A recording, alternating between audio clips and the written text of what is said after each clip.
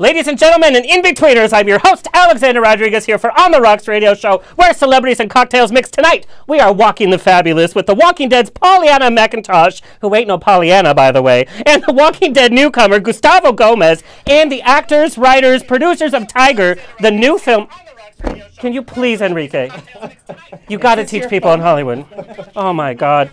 Those cricket phones will give you problems every day. I asked you, lady.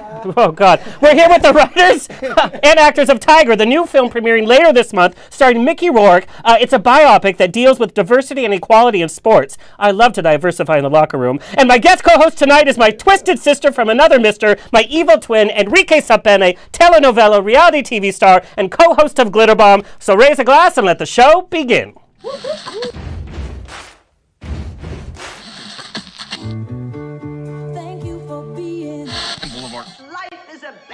And most poor suckers are starving to death. I'd like to propose a toast.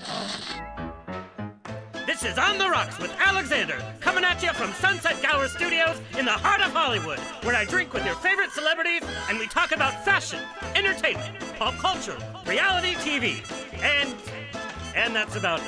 So pop a cork, pour a glass, lean back, and enjoy On the Rocks every Tuesday at 7 p.m. on Universal Broadcasting Network. Fasten your seatbelt. It's like suntan lotion. Bumpy syrups together. Oh my Lord, it's gonna be a bumpy. It's gonna be a bumpy ride, especially with my co-host messing things up on the technical side. Real fast, Alejandro Delgado says hello, Enrique. Oh yeah. Hola, buns and bows and pantyhose on the rocks for the place where we're too glam to give a damn. R.I.P. to Stan Lee, a superhero in his own right. I don't have any pictures with Stan Lee, but I have plenty with Sarah Lee. So should I post those instead? Do you think? You guys are too young to even know. You guys are from Canada. You know what Sarah Lee? Sarah Lee is like the frozen dessert. Like she does all the pound cake. You have to explain it. Yeah. Yeah. The joke just went like. I know what Sarah Lee is. I'm with you in age. We see each other, Pollyanna. I was giggling away Okay, internally. thank you. Anyway, so I have to tell you, I am done with the dating apps. I'm so proud to say I'm only sticking to pizza delivery boys because you know they have a job, they have a car, and they have pizzas. All the essentials. All the essentials. Curvy girl needs some pizzas. Thank you to our sober listeners for joining us. We love our sober listeners. Thank you for tuning in, holding our hair back, and driving us home. Drunk texting is literally the only sport I'm good at. Sorry, boxers, but you know that's the way it goes. Hello to our listeners around the nation on iHeartRadio, Universal Broadcasting Network, Player FM, Stitcher, TuneIn, Satchel, iTunes, Google Play, and Spotify. Of course, we are Facebook Live right now on Trendy Now in San Diego, True FM in Ohio, and nationally on the Rocks, Universal Broadcasting Network, and of course on Bear World Magazine. Rawr. Check out my Bear World celebrity interviews, movie news, movie reviews. This week I report Breaking Bad is getting a big screen film. It's a direct sequel. Wow. That's right. That's not the only. Stuck on the Bears. Because Bear World. My friend and I came community. up with an idea recently to be, what about shaved bears? Alexander. Like bald bears. So they're called. So it goes bear, it goes wolf, where there's like a little hair. Yeah. Then it goes otter. What's an otter? I don't get what's An the otter otter? is younger. That's not in shape. A that's wolf is not- in shape. Yeah, but, So but this you've is got to it. have a bear so that's wild. like not got the hair. Pollyanna, It's a bear. we actually coined the term here on the show. It's a salmon. No hair, and the bear's always trying to grab at it. It's a salmon. Thank you. I like that. Anyway, but Breaking Bad is a movie, and you know it's not the only TV show to have announced film spin-offs. Oh. Anyway, also, Shocking. anyway, Shrek is right. also being rebooted.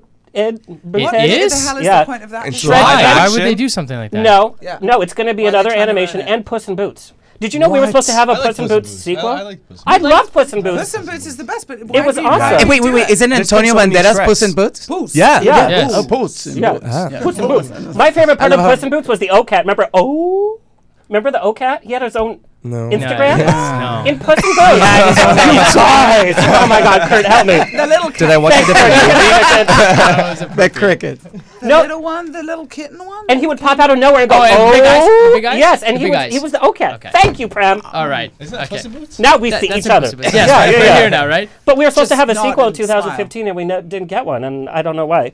Maybe Antonio was too busy taking care of Melanie in rehab. Oh. Steven Spielberg. Also, Steven Spielberg, we know he's making a movie version of West Side Story, right? Yeah. Yeah. He's casting everybody from Baby Driver. It's like, did you watch any other movies? Yeah. What? They cast Anita. Elisa Gonzalez? Yes. No. Yeah. Really? Yeah, she's in Elisa everything Gonzalez? Yeah. But they Well, were I don't both- know, but she's in everything now. Yeah, but they were both in Baby Driver. It's Yes. like, come on, Steven. Yeah, look out because for- the leading She's guy like is the also new in Baby Latina thing. Yeah. Yes, thank God. Yeah. I should be the new Latina thing. Gustavo. Oh, She's yeah. a human That's person. right. That's right. Boom, Pollyanna. Boom. But Ashira. Is this what you guys did on the set of Walking the Dead? Of course. This Yeah. big dramatic show with like zombies walking around. Like, oh my God, I'm there's a like, zombie. Walker, come over here. We're gonna kill you now. Oh my God, that is like the worst hard walkers I've ever seen. Totally. I am could be like the so gonna spin-off. have to call. Totally. We should be in the next season as like the gay ones that do that, and we're just in the background the whole time. I'm not gonna Commenting on Yeah. what's going on. Yes, Yeah. I totally. think that sounds great. Like, can I you think can so. you get that? that zombie's that, pants don't even Michelle. match. His Somehow I brain. pictured I'm us trying like, to enjoy do you my remember drink. the old guys on the Muppets that were in the balcony. Excuse Yeah. you. Oh, yeah. No, Sweet. no. Maybe we're the prequel version. Perfect. Book that. Oh, guys book right. that. The making of Do those a guys, remake right? of Book Star that. Remake of Waldorf, how and they they're gonna became. cast you Yes. Latino the guys style for the over there. future. I love that. Yes. You Mr. hear and Mrs. Filmmakers, you know how many projects get greenlit here? And I'm not even kidding. That's right. Oh, there you go. That's great. That's it. Oh my God, you That's got it. it, Kurt. That's Oh, perfect. yeah. Well, there's your hair.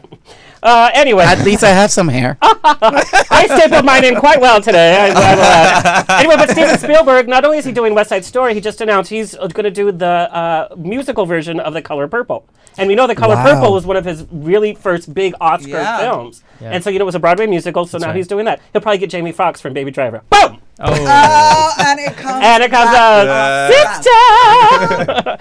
Anyway, for our audio listeners, you can check out the video of our antics on Facebook, YouTube channel, of course, and the now trending app, which is national. All of our videos there streaming for free. My mom, Mama Rose, is in the chat room on ubnradio.com and Facebook. Ask her your questions. She'll answer it. She has done her research. She has watched hours of The Walking Dead. She watched Tiger. And if you don't keep her busy with your questions, she's next to a bottle of vodka. She's going to be drunk Christmas decorating. And when I come visit, it's gonna be awful. Hello to our engineer, Kurt. Kurt, I see you dressed up for our guest today. Of course. He's so excited we have straight people. You're welcome. It's from Disney World. No. Shut the front door. He and his wife live Epcot. at Disney World. Oh, And Epcot. It's so fun. I can only see HP. Oh, quick advertising there. Epcot. Yeah, Epcot Center, yeah. it's okay. I went. I was like, okay. I mean, it's really Did you get on the expensive. rides? Yes. Of course I feel like they're so fun. Well, I've only been once. Maybe But they're that's more why. intellectual. Like they make like you they're think. Like here at Disneyland, the rides are like, oh, brrr, and there's things jumping out. Epcot, they make you think the world of tomorrow, and you're like, I don't want to think. I just want to go on a ride. Where'd that Yeah. voice come from? Do that again. In a world of Epcot. Oh my God! Jesus. Can I do the narration for your next film? Done. Prem wasn't only a writer; he was also an actor. I love it. I love it. I I love want to it. hear It more hurts. about this movie of yours. Oh, we're gonna talk all about. Oh, We're gonna see the trailer. It's amazing. Years in the making. Got Mickey Rourke on by stalking him. By the Okay, way. hold on. Okay, I didn't stalk him. He stalked goes you. and he tells everybody. Okay. Don't fine, stalk the maybe. rock. No. But we're gonna hear all about this because we have a lot of entertainers that listen to the show and all aspiring actors, directors, and so the success of your film, and I watched it last night, so good, and so I want to hear financially, shooting-wise, getting big names attached to it, and Pollyanna, also we are on the eve, your directorial debut, Darling. Oh. That's We amazing. just got the DCPs done today. And I'm Congratulations. watching it on Thursday. Thank you. Yes. Darling, it's the biopic of me. Thank you. Actually, it's a continuation of The Woman. It is. Oh Yeah. my God, I'm it's so 10 years excited. later. Darlin is a little grown up. Oh, I can't wait to see. I was going to play the scene where you bite his finger off, but it was too Please graphic. do. Oh, come now. For who? For who? Is my My mom will watching spit or her something? vodka out. Oh, anyway, Kurt, sorry to take the spotlight away from you. Oh, God. Do you have a pun for us? He's so punny. You know I do. Yes, okay. Did you know there was a large fire at the circus? Number one, too soon. Yeah. Number I was two, gonna too say. soon. Kurt is so cute and naive, he doesn't even think about that. Because you don't let him out of here. That- Exactly. That is true. I'm like, the daily's been done. Yeah, the fire was pretty intense.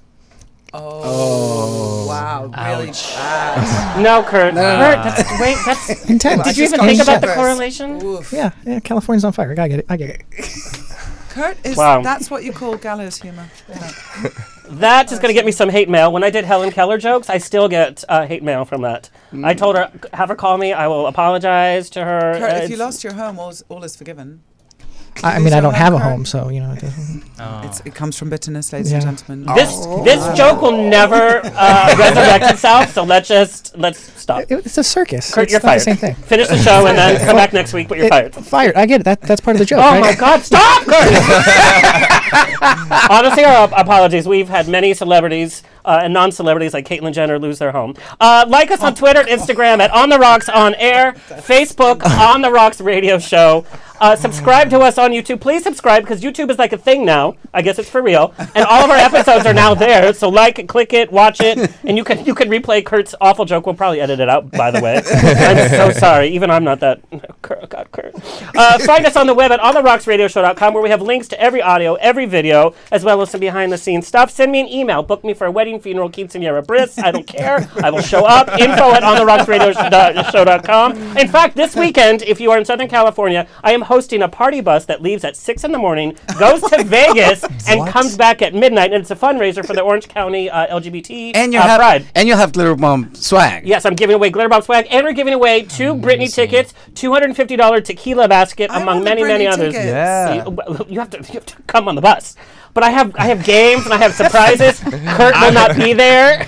I'm gonna come on that bus because you're there. Yes, you guys, can you imagine a 4-hour ride to and from with me? Heaven. Oh, that will be so fun. On the way back, everybody will have their headphones on. I'll be like, hello, look at me. And they're giving me a hotel room for during the day that I can take a nap and have some costume changes. But go to prideoc.com for more information. It's going to be a lot of fun. It's raising money for OC Pride. And we know having Pride in Orange County is not the easiest thing. Although Orange County is now blue. Whoop, whoop, whoop. We're not political on the show, but blue. Let's all become fascists. Yes. Thank you. Okay, my new national TV talk show, Glitter Bomb, with our very own Enrique Sapene as one of my co-hosts, is currently broadcasting to over 22 million homes. We were covered in People magazine and one of the new must-watch shows on New Now Next. Tune in every Thursday at 7 p.m. Pacific Standard Time, 10 p.m. Eastern Standard Time. Go to latv.com/schedule to find out what channel we are on in your city, because we're in every city nationwide. Look who's on this week. Kurt, take it away. This week on Glitter Bomb, MasterChef Latino winner Cindy Lasso stops by and puts us through a competition. Could we work at a bakery, do you think? We have 30 seconds. I don't think so. 30 seconds. This looks like a freaking alien. I'm gonna count, okay? And you'll get a peek at our recent trip to the Advocate Magazine's 50th anniversary celebration, where we caught up with comedian Bruce Valanche and celebrity lawyer and activist Gloria Allred. Plus, a performance by rapper Taylor Olson. All that and more is in store on Glitter Bomb! You guys, we're on episode 8 of our first season. The show has been so much fun, and we've had such great feedback. Talk about inclusivity. It's the first ever Latinx LGBT national programming. Yes. But we interview everybody from entertainment under the sun. And I just have to say, it's like this episode, you can't miss it. It's the best. Alexander with Gloria Allred. It's just like, yeah. I mean, I have no words. But we know my personality, right? So you talked to Gloria Allred. Of course, we talked about her activism. Thank you, what she's done for the Latin community and the LGBT community. But of course, I had to ask her about her shoes. She literally stopped. She was like, nobody's ever asked her about her fabulous shoes. She was like, yeah, my shoes are fabulous. Yeah, shoes! Yeah, because the thing about her is, like, you know, she started getting intense about Trump and, like, the whole situation and everything. Alexander's like, wait, but hold on a minute. We have to talk about something really important. Your shoes are so fabulous. It's just like the energy just changes. And but that's how we build bridges. You can't be political 100% of the time. You cannot be socially aware 100% of the time. We're human beings, and sometimes we just need to have fun, which is what this show is all about. Correct. Okay. My heart. Yes. I have a heart. In this room. I have a heart on for you. Oh, baby. Oh, I nice. came up with a new one. It's totally gross. Do you want to hear it? Yeah, of course. After Kurt's thing, we can only go uphill. It's an alternative to Lady Boner. Oh, okay. Publicist is over there looking what the hell. And it's called a wide-on. A wide-on. Thank you, Kurt. Kurt's trying to redeem himself so much. A wide-on. Yes. Yes, Queen. A welcoming wide-on. You better trademark that real fast. The next movie by Prem and Michael will be Wide On. The movie. The story behind Pollyanna. It's a true story. Of course, Prem's going to want to play the lead, so Pollyanna will be played by... I'll do what I got to do. Hey. You You don't have to be to play. Anyway, real fast before we get the show on the road, a big thank you to Palm Springs Pride and GED Magazine for a truly amazing Pride experience last weekend. I was the MC on the main stage for 2 days, hosted a pool party with celebrities, also hosted a great event for Trina Turk at Mr. Turk. Kurt, can you show my fabulous gold jacket that they gave me? That's me hanging out with MJ Javid from Shaw's Sunset, of course Craig Ramsey, and then a boy band. Yeah. Anyway, but it was a great night. But you know, you guys know when you go get fitted by like a stylist that wants you to wear their stuff. I mean, you guys are fine, but I'm a curvy girl. And Mr. Turk is known for like. Right, I was so scared. Remember, I texted you right before. I'm like, I haven't eaten in a day. I can't even drink water. The staff was so nice, and it fit great. They had. It looks great. Thank you. It was great. It's gold. It's hand stitched. It was wonderful. So thank you to Mr. Turk. Also, the Glitter Bomb boys and I were in the Pride Parade. Kurt showed a picture of that. And then we hosted the main stage all day Sunday until we collapsed into a plate of tacos and vodka. And porn stars. Well, that was you, girl. You got some splaining to do. No, I don't know what you're talking about. Anyway, let me formally introduce my bestie for the night. Enrique Sepeni is an actor, host, and producer. This Venezuelan native has entertained audiences internationally as a reporter on Univision, NBC, ABC, and Telemundo. As an actor, he has reoccurred on the Amazon Prime series Borderline, and his telenovelas with titles I can't pronounce because I'm a fake Latino have sold worldwide. Last year, Enrique joined the cast of the docuseries My Life is a Telenovela, which aired on WE TV, Latin America, and is currently available on Hulu. And you guys, it is awesome. It's Real Housewives meets a telenovela meets I don't know what. And his tagline went viral with, "This is what I think of your brunch," and he smashed a dish. Yes. What? Yeah, how was that guy? How have I not seen this? How was that person? It's a meme. It's like it's Why were you so mad? Yeah. Oh, seriously, why are you so mad? You have to watch. No, I want to know. This crazy BITCHs that they put you up with. It's like, they bring the words. So you were in protest. Oh, no. This girl, just like she just kind of backstabbed me, and I just decided I'm gonna go for your dishes, and this is what I think about your brunch. Damn, good for you. Dishes. It was a cup of coffee though. If it was a mimosa, I'd be like on the floor. No, are you kidding me? Like alcohol? Yeah, no. There's a small place in hell for those who spill alcohol. Yes. That's why I consume every drop. Good for you. Anyway, Enrique can. I feel the same way in Scotland. Yes, you know, Ireland, Scotland is next on my bucket list, next to Buenos Aires.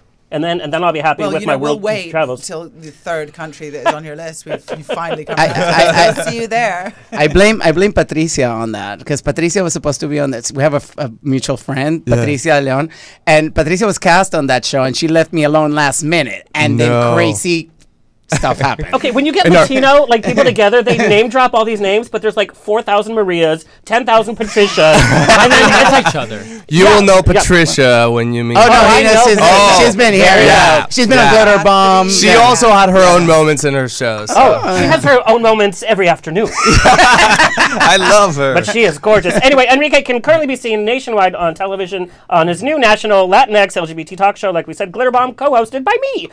So we start every episode of Glitter Bomb, and since Enrique's here, I thought we would do the same to kind of ice break and get things going. So we start every episode by dropping the bomb. Okay, go ahead. What is our topic?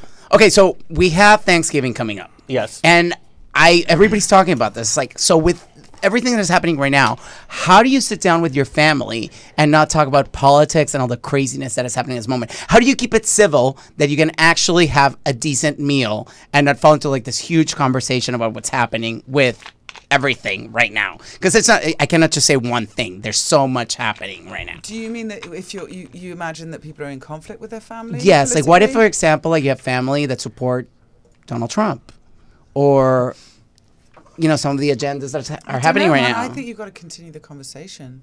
You got to talk about it? Yeah, I think you've got to talk about it. That's interesting. I know that sucks, but like, I think you've got to talk about it. Wait, because we all have that uncle or aunt or cousin that is so on the other side, and they're like, right. well, I just saw on TV. I don't know, maybe just like try and find the connection, spread the love. But honestly, I just want to put them in a bag and take them to a realistic. Because see, I'm with you on that. Because people have stopped talking about things, like they just don't communicate, and we're not finding like a common ground. But it's also family table. You want to honor like grandma who's hosting or whoever. You've had a couple of drinks. It's like it's you're celebrating the holiday. You're eating the turkey, and then comes Aunt Margarita and says, "Oh, I voted for Trump." Or if you voted for Trump, that's fine too. Yeah, but you know, if you voted for Trump, it's fine too. But you know, I mean, it's not fine, but But all right, we're all I inclusive. guess. you know what we mean. Yeah. What do you guys think? We had our Thanksgiving. We had our Thanksgiving last month. Yes. And we're you really Canadians are like we're 10 really steps peaceful. ahead of us all the time, even with our holidays. Oh, we did Christmas at Easter. No, but we're really peaceful up there, so we just love each other, and we don't really talk too much about anything. We just enjoy. Yeah, but you guys must have opinions. Like, do you guys think it's okay to bring up conflict at the? Absolutely. Yeah. Absolutely. I think you have to. I think, like you said, you yeah, have to continue the conversation. And Thanksgiving is a time when it can perhaps be framed in a different way, where it will be a little calmer and doesn't have to get drama because there's so many people, you know, and there's a lot to be thankful for, and you're in that. Everybody in my family is Latin, so then we're all on the same page. But I feel like other families, I have friends who don't have the same beliefs as their parents. But I feel like if they're gonna go there for Thanksgiving, they don't bring that up because they're just probably visiting and they don't want to like create a conflict. There's a place for it. But we also know in the Latin community, and this is what we're talking about with the LGBT community, Right. it's so machismo and so conservative that people have been quiet about their actual identity, and that's changing. And that's, thank God, for the youth. The youth are voting more than any other group. Yeah. We used to have to force the youth to come out with campaigns like Rock the Vote and all that. Now they have to get campaigns for the older people to come because vote. they're the only ones who are mature enough to recognize what's important and that you know, differences are normal. They're normalized for the youth, and they're like seeing things being rolled back, and they're probably freaked out. I feel like it's just like every day there's a news about something new that happens and everything. So it's like, how do you keep up? You know, and then talk to your family, your loved ones and about there's a lot it. of fake news out there that a lot of people believe. That's what infuriates me, that I will not let go by. I don't care if it's like we're at church or at a funeral or whatever. If somebody says something that's not right, that goes against a certain group of people, I'm going to say this fact is not right. Yeah. But I think that's very important as well, because people weren't doing that before. Now people are doing That's exactly right. So well, and like your movie, stick up for who you are and what you believe in, even if you piss off everybody else, even if you're isolated. That's right. And let's talk about the American Thanksgiving is all about Americans offering meals to undocumented immigrants. That's what the original Thanksgiving was. Okay. Am I right? I am right. They were undocumented immigrants that came over, and the Americans fed them. Yes. You're welcome, pilgrims. Thanks for the great hats. You looked right at me. Like, no, I'm looking at the camera, Prem. Prem, there's a camera right here. Thank you, pilgrims. And I was like, what? My camera's here. Hello. Oh, Prem. He has a movie come out. He's a drama queen. Everybody's looking at me. All eyes on me. All eyes on me. We got warned about you, Prem. Yes. And now we know oh it's my true. gosh. It's Prem, bitch. So I guess we can safely say that the conclusion, the conclusion of it is like you should communicate. Just I talk. think so. But in a constructive way, like you said, Pollyanna, it's your Thanksgiving too. It's not just their Thanksgiving. Yeah, and it shouldn't. You know, if it gets heated, it's another thing, and like distance is sometimes good then. But you know, if it can be discussed at the time when family's together and we're supposed to be celebrating and being close, then yeah. Better than. That wins. Yep. All right, let's kick the show into full gear. Let me formally introduce our fabulous guest, who, if you heard, Pollyanna McIntosh, which I love the name because, by God, you are no Pollyanna. Pollyanna is known for her role as Jadis or Anne on AMC's The Walking Dead. Season 9 returned last month. You love her or hate her character on the show, sometimes both at the same time, but there is no denying that she kicks ass and owns the screen when she is on it. Oh, thank you. Yes. What I love, she also sells Jadis-inspired merchandise on her website in support of the Joshua Nolan Foundation, a mental health charity providing free counseling for those who need it, and opening discussions with kids about mental health and taking care of your mental health, especially in schools, which we know is so important. We lost more people in West Hollywood this last week for just suicide. yesterday, right? There was a suicide. Oh my God, it's And unbelievable. where can you get that merchandise, Alexander? On your website, which is a fabulous website. And for our Walking the Dead young fans that have posters of Pollyanna and do unmentionable things to her images, you'll love her website. No, do you know there's fan sites by younger boys that fantasize about you? No, I got to tell you something. We posted the promo for the show on the Glitter Bomb page. And people were going nuts about The Walking Dead. It's like these people are loyal, hardcore fans that are like nuts. Fans are dope. PollyannaMcIntosh.net for those who missed it when Alexander said it really loudly. As he was supporting the charity. I was building it up. I was saying, not just the show. You go for the website, go for the pictures and the video clips, and stay for the charity. That's what I was building up to, Pollyanna. And what was the website again? PollyMcIntosh.net. Pollyanna. You guys, and it's smoking and then charity. Which I love because you have done Talking the Dead, and you've worn the merchandise on it, which is fabulous. Yes. I thought you would have brought one for me, but okay. Oh shit! Next time. Next time. I'll just have to come over and we'll. What's that website again? .net. Yes. Pollyanna also had a role in one of Sundance's TV's top-rated shows, Happen Leonard, as Angel, the spandex-clad killer. We had Joe Lansdale, who wrote the novellas that they were based on. He was on last month. Awesome. Yeah, and well, we're going to take a peek at one of your clips from Happen Leonard. Oh, really? Poor cat lady. Anyway, she was known for her multi-award-winning lead in the Sundance Festival hit The Woman. Previous credits include her role in Sex and Death 101 opposite Winona Ryder, Burke and Hare opposite... people say her name differently. Isla Fisher. Land of the Lost opposite Will Ferrell. I loved Land of the Lost, by the way. And Filth opposite the sexy James McAvoy. And you have such a funny scene, by the way, where you're expecting more from James McAvoy. Like we all have expected more, and it's not quite there. You guys, it's such a fun scene. Also, can we talk about Bob Servant with the amazing Brian Cox from Succession, by the way? He's brilliant. He is brilliant. Yeah. And I love that he does everything. He's like, yeah, I'm going to do it. I'm going to do it. Oh, yeah. In addition to acting, Pollyanna is also an avid writer, having written opinion pieces in the magazines Loaded, Flux, Honeysuckle, and her long-standing column for Crave. Her short film, The Comedy Perfect, which she wrote, directed, and starred in, will soon become a feature film. Yes. Also, next up, one, 2019. I know. Directorial debut and star in Darlin', which is a follow-up to The Woman, highly anticipated. We're so excited to have you here, Pollyanna. Thank Please you. welcome Pollyanna. Well, nice introduction. Thank you. Yes. Checking off our Latino checklist for tonight, Gustavo Gomez is here. Wait, what? Latino? You're Venezuelan. I don't know if we take responsibility for you. It's like a whole different thing. Gustavo was born in Texas but raised in Mexico. I think you got it backwards. He starred as Santiago Santos in the new Stage 13 Warner Brothers series La Quinceañera. He also guest starred on TNT's critically acclaimed show Animal Kingdom and NBC's Chicago PD, which we're going to take some peeks at, as well as on ABC's American Crime. His debut in film came from the feature All She Can, which premiered at the Sundance Film Festival. You guys are like Sundance Film Festival lovelies. He has been seen in other films like Amanda and Jack Go Glamping with David Arquette. I still have a crush on David Arquette, by the way. He's husband material. He's not like sexy boy. He's a husband. Goofy, fun, weirdo. Weirdos are hot. Yes.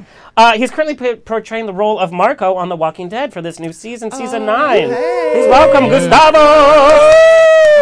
Thank you.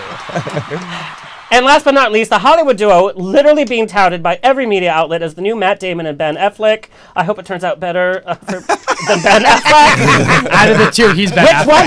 He's Ben Affleck. He is? I'll take it. Yeah. Girl, get it together, son. Prem Singh. Prem is an actor, writer, producer who started out like most actors with small roles in commercials to bit parts in independent film work, acting alongside a myriad of critically acclaimed actors. He got his first major role playing a supporting character in the Canadian film Breakaway, where he played opposite Rob Lowe, Russell Peters, Drake, and Ludacris, whoop whoop, where he learned how to rap and free flow, right? They should hear him. Actually, go. Dude, spit something right now. Yeah, come on, Prem. No, this is Tough to put on the spot. Yeah. Let's clip that and send that to TMZ. I feel you.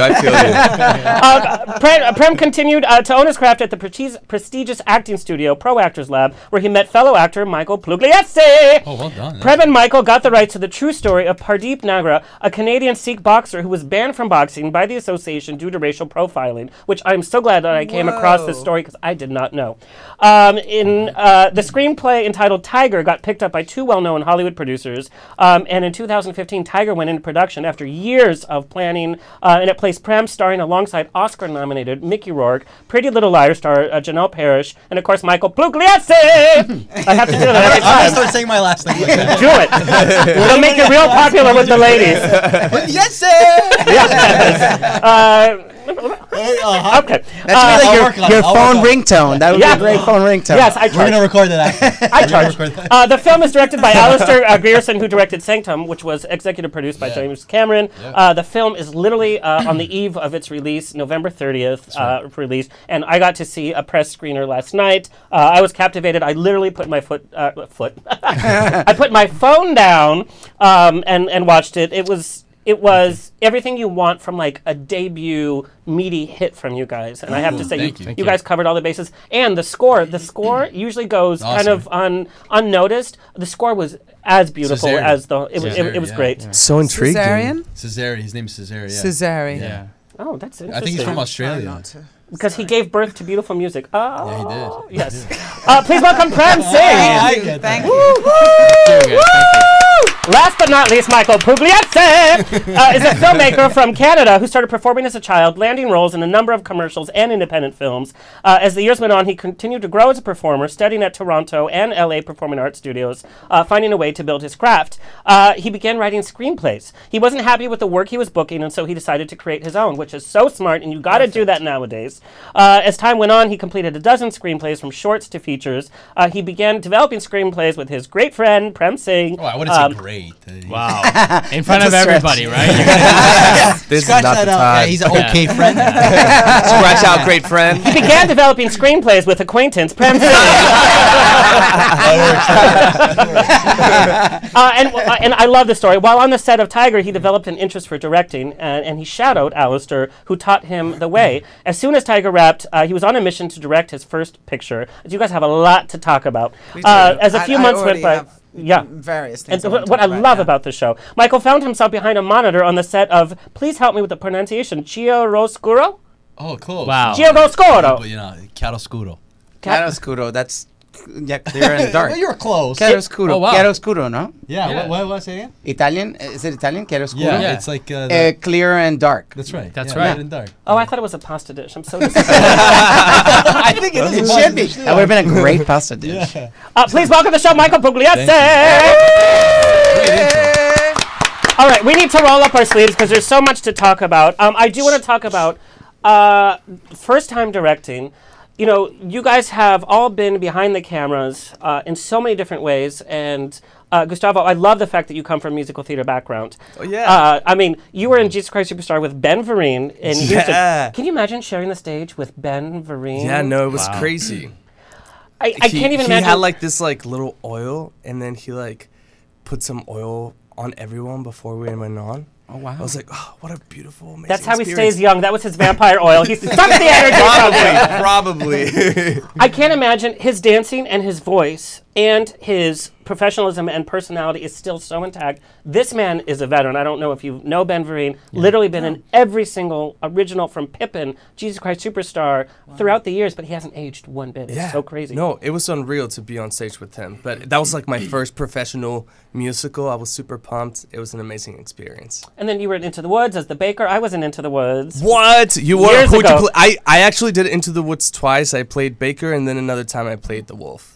Oh, I was the wolf too. What? I was Dude, the wolf! that is such a fun part. Yeah, it is. It's one of the best parts. Yeah. But did you do where the wolf Cinderella's prince? No. Oh, so the role's usually done that, and I played Cinderella's prince as the biggest gay guy you can imagine. I was like, Cinderella.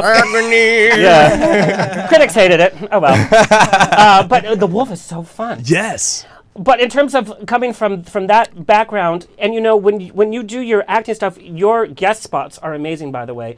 I can't imagine, and you guys have all done guest spots, when you join a show that's so heavy and you have 5 minutes, number one, you have 1 minute to establish who your character is right in the middle, usually, of your crisis. Yeah. But you're so subtle with your approach, and we're going to take a look at some of your work.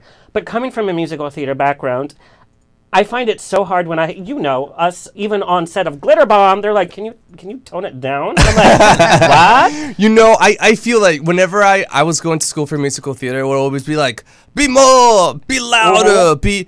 So And you're Latin. Yeah, and I'm Latin. Exactly. That's the reason why I decided to go for film and TV, because in musical theater, like, there's not that much diversity. Now there's starting to be some, but I would always be like stuck in the like chorus role or something, unless it was like an edgy version of something, and then I'll get to be a lead. when I was in college and high school, the Latinos would never we couldn't be in Carousel, couldn't be in Oklahoma, Yeah. even Into the Woods. That was like, you can, play the wolf because you're swarthy.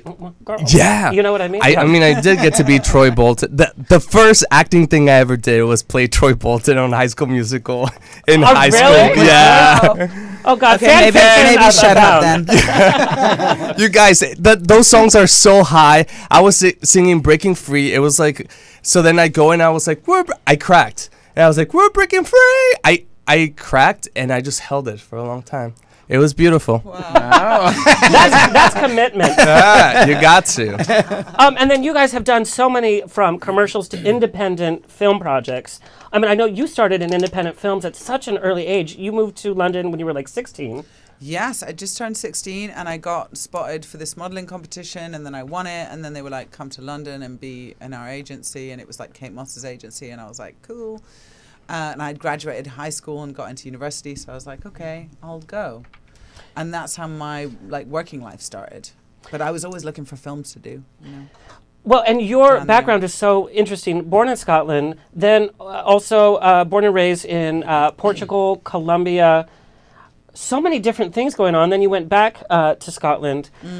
I can't even imagine how that shaped your artistic. Like, where did you get your inspirations from? Like, what were you watching on TV? I don't know. I think it's good for kids to explore and see different sides of the world, because we had a real understanding of poverty and stuff from living in South America, but we also had this different culture where it was musical and family and fun and very expressive, which is not very British, even though Scotland's musical and kind of a bit Celtic, like Ireland is, and kind it's of the a alcohol. bit wild. But we have the booze, and then we do it. But in Colombia, people would literally be singing and dancing, That's awesome. True. It was very expressive, and that was really good for me. So I think for me, it was a good lead into doing the job that I do now, which means you're in kind of different circus families. You know how it is.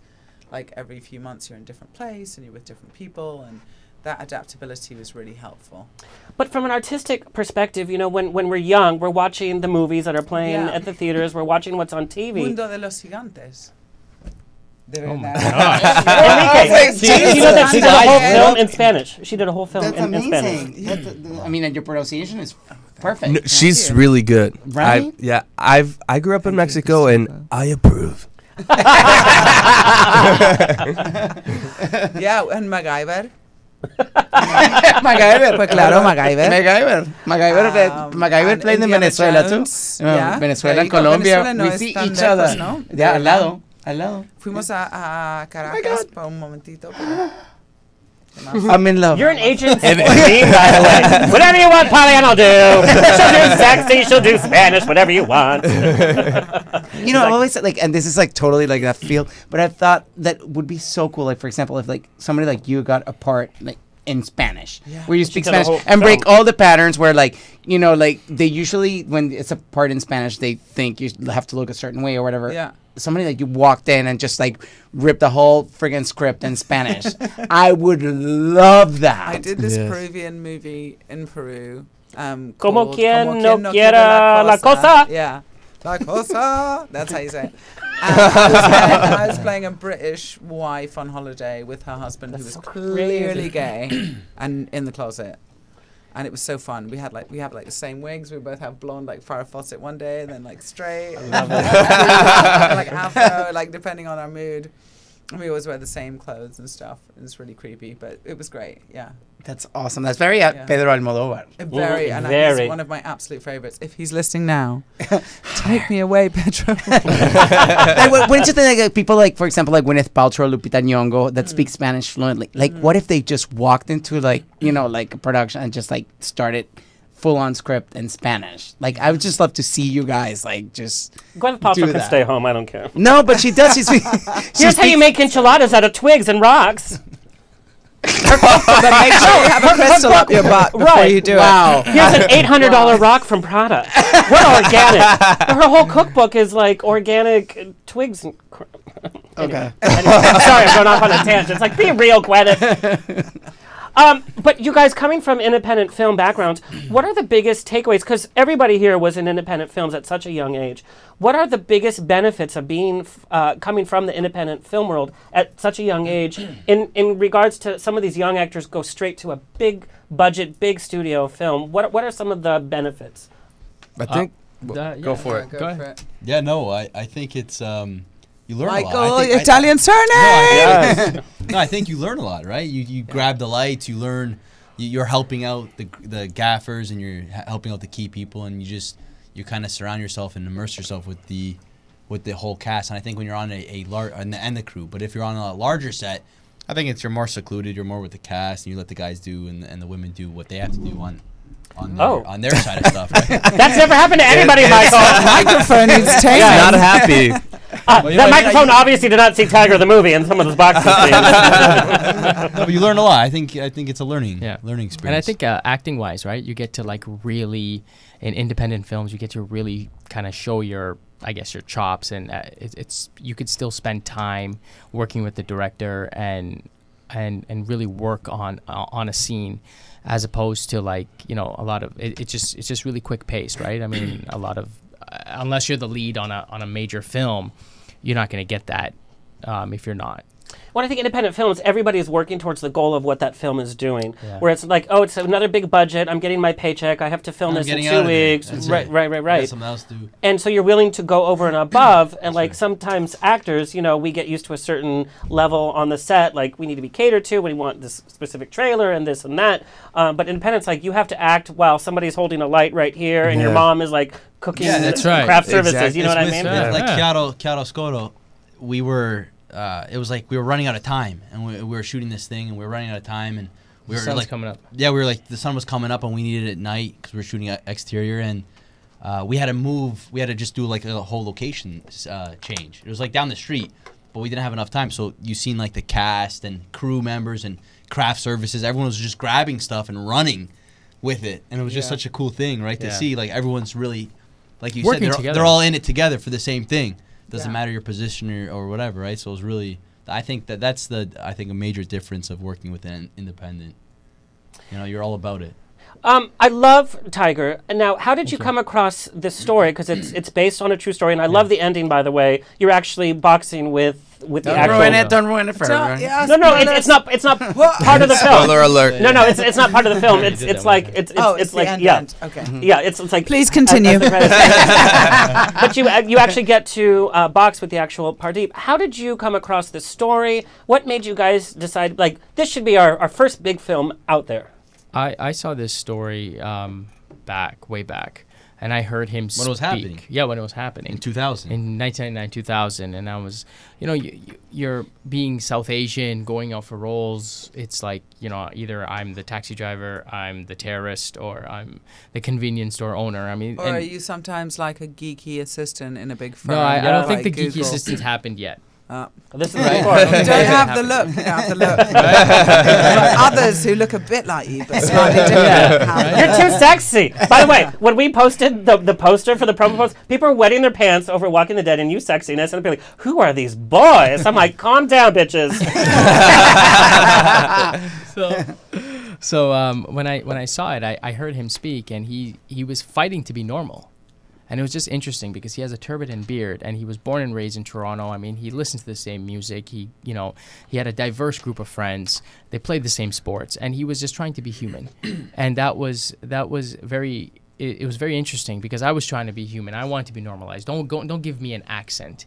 And it was my idea to kind of say, like, you know, I would love to play someone like this. I just don't know how to do this. And I started learning how to write a little bit here and there, and then when we met in acting class, I kind of pitched it to him, and he's kind of, you know, we're asking each other, so what are you working on? And he tells me, you know, the wonderful scripts he's working on. I tell him what I'm working on, and when I told him about Tiger, he's like, oh wow, this is a great story. You should really try to get this made. And hearing it from somebody that's not South Asian, kind of. Well, especially because like the selfish part of me was like, what's my part in it? Like, that's great for you, but like that's what I would do. Yeah.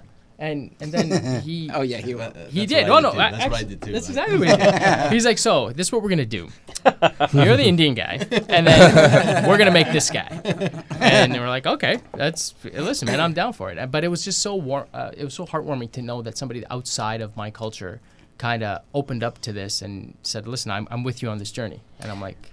Now, this is such a Hollywood story. Like, we met in acting class. What about each other's acting style really attracted you? Now, you know, Tommy Wiseau and Greg Sestero met in acting school, too. That's a good comparison, too, right? They were on the show last month, by the way. It was the most interesting. It was the most. Was it 2 you guys, months ago? he signed, he signed the script for The Room and gave it to me. I almost passed out. But it was so different than what I thought the episode was going to be. I was scared. I'm like, oh my God, it's going to be crazy. It was going to be like. It was going to be like. It's going to be like the Tommy Bean Weird show. Yeah. We talked about filmmaking and acting on such a level that I never would have thought. It was one of the most informative episodes we ever did. That's cool. Yeah, that's it. And lovely. he's smarter than what he is portrayed. I'm not a monster. Yeah, he's like, not the monster. Oh, hi, Mark. But what about each other's acting style really attracted you to work together? We actually we talk about this actually. I think with him, it was I just seen him on like with acting class. You have the 2 cameras set up and you're doing your scene or whatever. And I always thought this guy was so good. I'm like I have to be. And we have like this competitive edge, right? So we're always trying to just outdo each other. That's so important, by the way. People's like, you should get along, and like you and I have that. Not that it's damaging that I want him out of the picture, but it's so good to have that. A little It bit. pushes you to be better. If you want glitter bomb, you'll see. A little bit. If he says something funny, I'll do this, so the camera has to come to me. Otherwise, you get these fingers here. You gotta hold your own. You gotta hold your but own. it's good to challenge each other and to kind of have that edge, not to demean somebody or all that, but always keep it. I love that. I think you grow like that, right? And you challenge each other during the process. Are we not talking about how much you look like somebody else whose name I can't think of? Which Come on, one? you Is guys. it Prem or me? You. Me. You. Is that a good thing? Sure. The dude. Come on. Oh, that dude? Yes. Who do you get told you look like all the time? Nobody. He has a very distinct look. And you know, you look so different in the film, by the way, which is so doing Star Wars and all of that. And before Oh, Isaac. Oscar Isaac. Oscar Isaac, Oh. thank you. Hold the picture. Okay. Oh, you must be a good actor because you're acting surprised. You don't get that? No. Whoa, It's a little stretch. Oh, this guy's right. This guy. It makes sense. It could play his brother. Yeah. Look at him Look at their brothers. in the indie Windy with the cat Which way am I looking? Am I looking to the left? You're right. You got it. You're right. There's the structure there, yeah. Dude. Yeah. This guy's a dude. In that super I gotta grow depressing my beard movie. like I that. think Yeah, it's that's just nice. the eyebrows. No, it's Yeah, a lot he has more. a bushy. He has a couple bushy eyebrows. He's got too, the though. same hairline. Yeah. He's got like a lot going on. I buy it. You want a Golden Beard. Globe? Yeah. Rundown, He's Oh yeah, great. he's on Star Wars. I just love it. Like you in guys, the he's film, the you amazing had. guy. Oh, he is an amazing It's a guy. TV show. Amazing. And he did independent on the new films movie, on the such a Star level. Wars. Yes. Dude, he's he kick-ass. is. He's kick-ass. I have worked with him, and it has been like a giant set. Excuse me, guys. There's a show happening. No, it has been a giant set, and he has stopped like. Well, I'm not gonna say any details, but he has stopped to be like, no, listen to him. And I was like, Oscar Isaac, thank you, man. Like he knows where he comes from, you know. And Like, but he he's comes such a from big this star. independent film background. right. That's how he started. He was in Sucker Punch, which was one of my favorite films that got so underrated. But he brings this to every role that he does, whether he's in it for 2 minutes I even or watched whatever. Suburbicon. He's hardly in it. Yeah. I watched it a couple days ago, and he did a fantastic job. I think anything he really does is just Yeah, phenomenal. he's really great. It's funny seeing you guys because in the movie you had the beard, you didn't, and now you guys are switched. Yeah. It's like, I want what's everybody to happening? party. Yeah. He said, you look familiar. And he was said, party, please. I'm the lead. But let's talk about the importance of social media and the internet in independent film. You found Pardeep, the actual Pardeep, on the internet, and that's how you made contact and had your meetings with him to really flesh out this film. Also, that's kind of how you came about to find out where Mickey Rourke was going to be, right? That's right. Yeah, because Prem's a Who's bit of gonna a be? Prem's a That bit of a sounds dodgy. stalker. Prem's a bit of a stalker. Like Yeah, that's he's been saying this. From what I heard is that your first talk with him was like about a 45-minute talk, and you guys really talked to Mickey about the film. That's right. What I love about, when sometimes in independent film when you have a big superstar superstar. It's like, no, stars in the scene, and then film. Yeah. You guys are such a great ensemble for the whole of the movie, and he floats in and out seamlessly. Some really, really nice moments. But finding him, I want to see it. Me too. I want to see it so badly. Like November 30th. November 30th. Does he wear a turban when he's fighting? Mickey? Yeah. No, does Pardeep wear a turban? Do you wear a turban when you're playing Pardeep when you're fighting? Yeah, either. Sold. Yes. Yeah.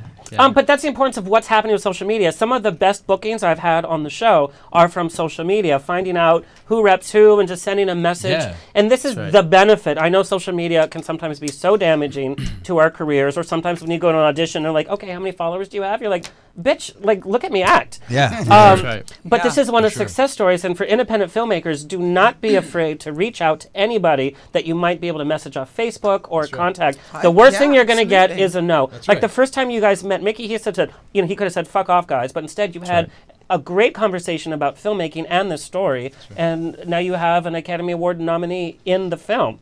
Can we take a look at the trailer for Tiger? Yes. Oh, that's Gustavo. Oh, that's me. He plays the janitor. Yay! Not typical Latin. All right, let's take a look at the trailer for Tiger. I remember the first day you walked in here. All pissed off and angry. You want to punch somebody, huh? Reminded me of me. So luckily, come on. Everybody's got to have a reason why they fight. Why'd you come back? I want a box. Everybody wants a box, but why do you want to fight? We got a few issues we got to discuss. It's the American Boxing Commission. They don't want you to fight. They want me to shave my beard. There is one way to fix this. What's that? Do as they ask. I couldn't. It's the tradition. The ABC will argue it's their tradition that fighters must shave. This is who I am. I have a right to fight. So do we, Zeke. This is not an argument about race or religion. Hey, it's the towelhead from the television. Maintaining the health and safety of their fighters is the ABC's primary concern.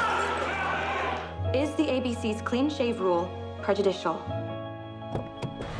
Yes, it is. This meeting is adjourned. Keep training. We'll get you to regionals. Nobody likes change. To me, it doesn't really matter how a fighter look. It ain't gonna knock me down. If you don't belong here!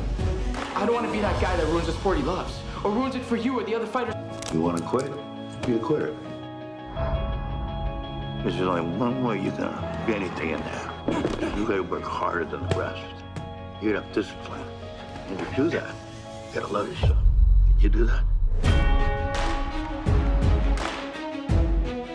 You chose to fight. You are a hero. There's so much to admire in you, but you can't even see it for yourself.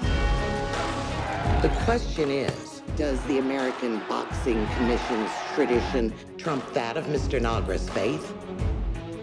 The whole world knows about you. They call you the Punjab Tiger.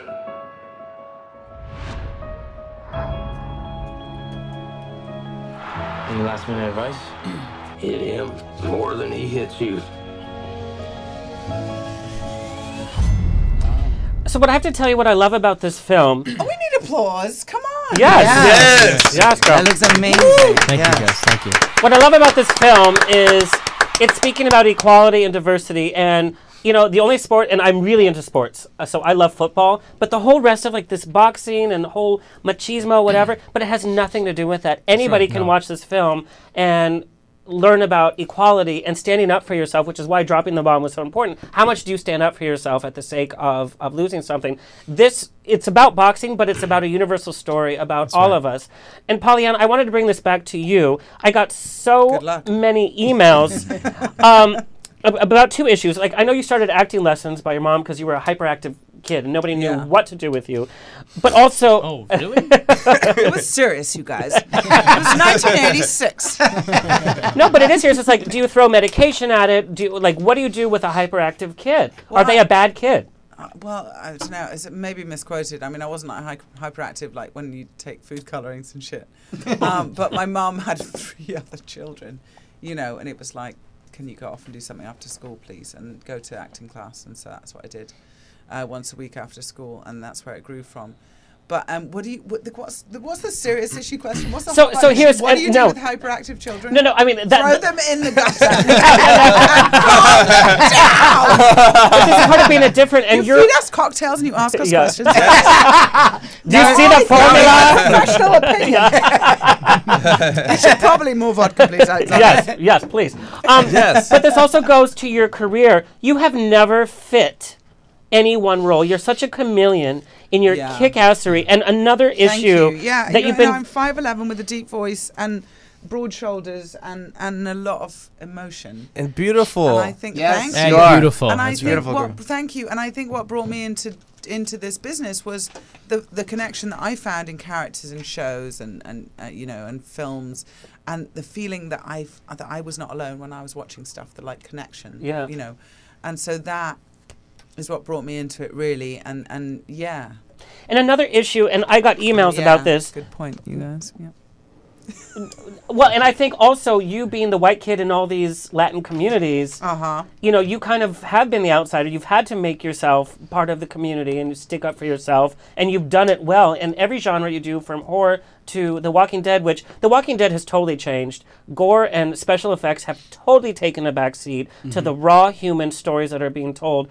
Your character going through this grief, and we have to talk about it as a real grief, starts the season out as a total loss.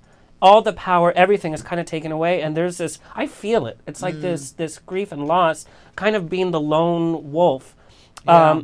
But another issue that you talk very openly about, which I got emails, which I love, you're very body positive. You used to be a plus-size model. Yes. You've talked openly about your fight with anorexia, which is so important. Do you think Hollywood is getting more body positive? I think that, you know, I think really the youth are leading things, and I think social media is leading things. I think that the business will go where the business finds the money. I think that will always be the way. Totally agree. It's not Hollywood wants to be good. Hollywood wants to get rich. Well, I mean, you know, as far as creating things is concerned, there are 2 different spaces for that, and one involves cash and one doesn't. But where money is concerned, obviously, you know, but I think it's taken a long time for us to catch up to what's really going on for young viewers. Because when you really look at the world out there of what people are watching, it's YouTube. It's looking for people that look like them. Yeah. You know, and it's looking for the kid with acne and the darker skinned kid that they don't get to see enough, or whoever they feel connected to with a sense of humor, and that's where they go.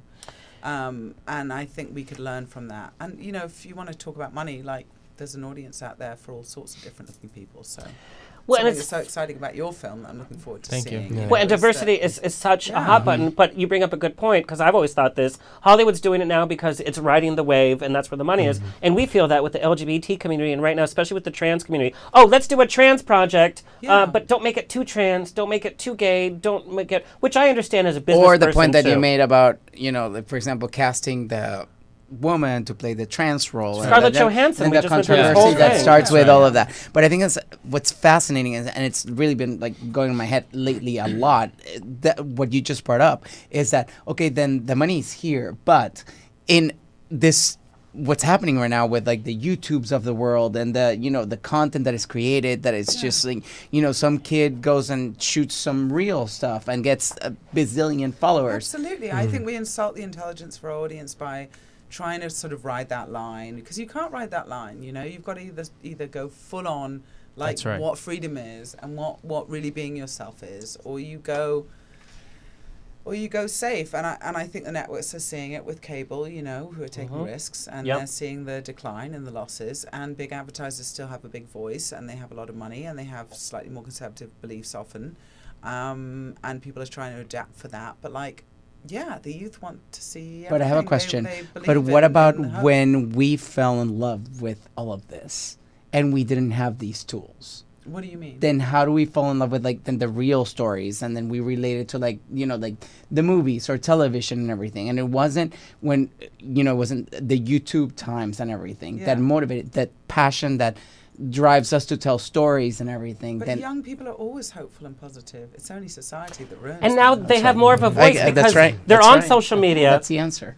Yeah. And like Pollyanna, like you said, like sponsors now have to listen to what's happening on social media. So if you have a bunch of young Instagrammers that are talking about trans positivity, then even the most conservative sponsors are going to have to do that because it's money and it's smart business. Yeah. But and we've talked about this, Enrique, is like Scarlett Johansson was going to play a trans character.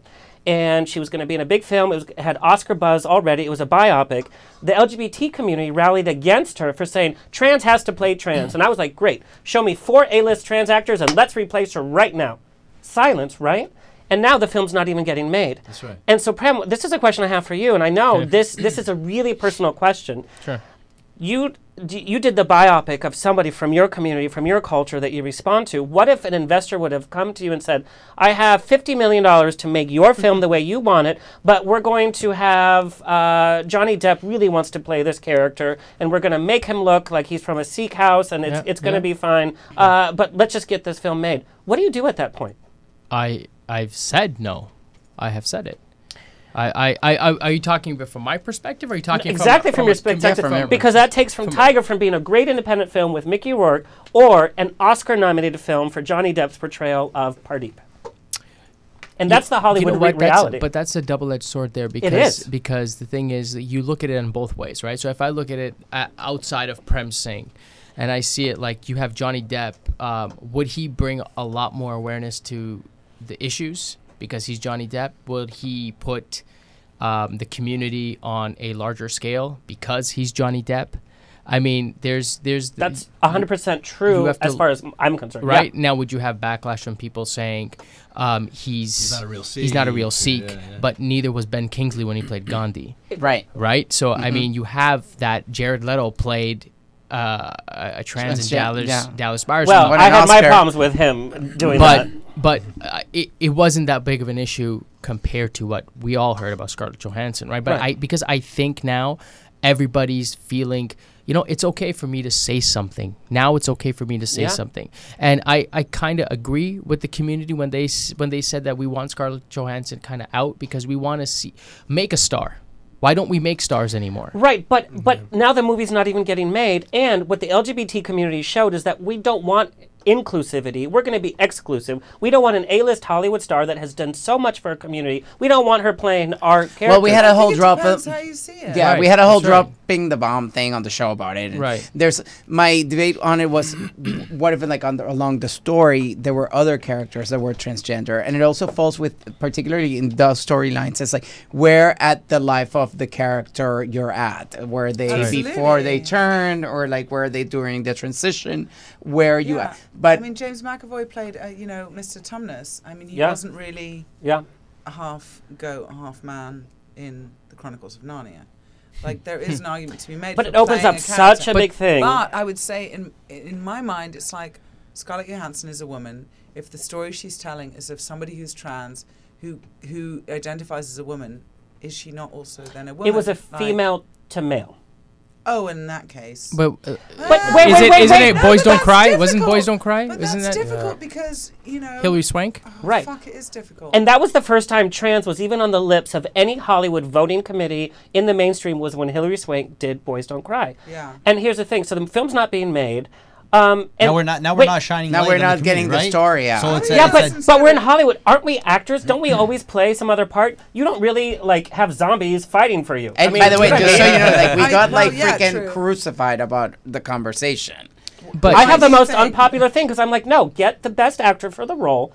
Whichever voice is going to give the biggest voice to this story. But then you look at what happened with Ben Affleck and Matt Damon when there was 2 no-name guys and they got turned down by heavy directors because nobody knew who they were. They became major stars. Why can't they just do that? But they made a film about 2 white guys and a homeless white guy in Boston. But the comparison he's making though is that they weren't known and then they were known and then they were big money. Yeah. It's like take a trans actor and make them known. I mean, we have one that everyone really knows. Adam Barta, we were just talking about Adam Barta. He was just on the Howard Stern show. He says, "Oh my God, hello, Pollyanna." Hi. More vodka. But you see, this is such a heated, and we all come from such different walks. And Gustavo, I want to talk to you about this in terms of this conversation. You are so young in the industry, and I compliment you on the guest spots that you have gotten. Thank you. Great. Being young and Latino, I have to ask, because we've been not so young and Latino. Excuse me, throw yourself under the bus. You guys look great. You guys look great. Oh, I know. It's the lighting. What? Don't look. No. But I'm going to say, somebody young being in the industry, going for the audition, getting the scripts, I have no idea what somebody your age is getting from your agent. How do you think diversity is for you as a young Latin actor? Well, I think that you should even share the story that you were talking about in the green room about, being a young guy in the industry, what you experienced today.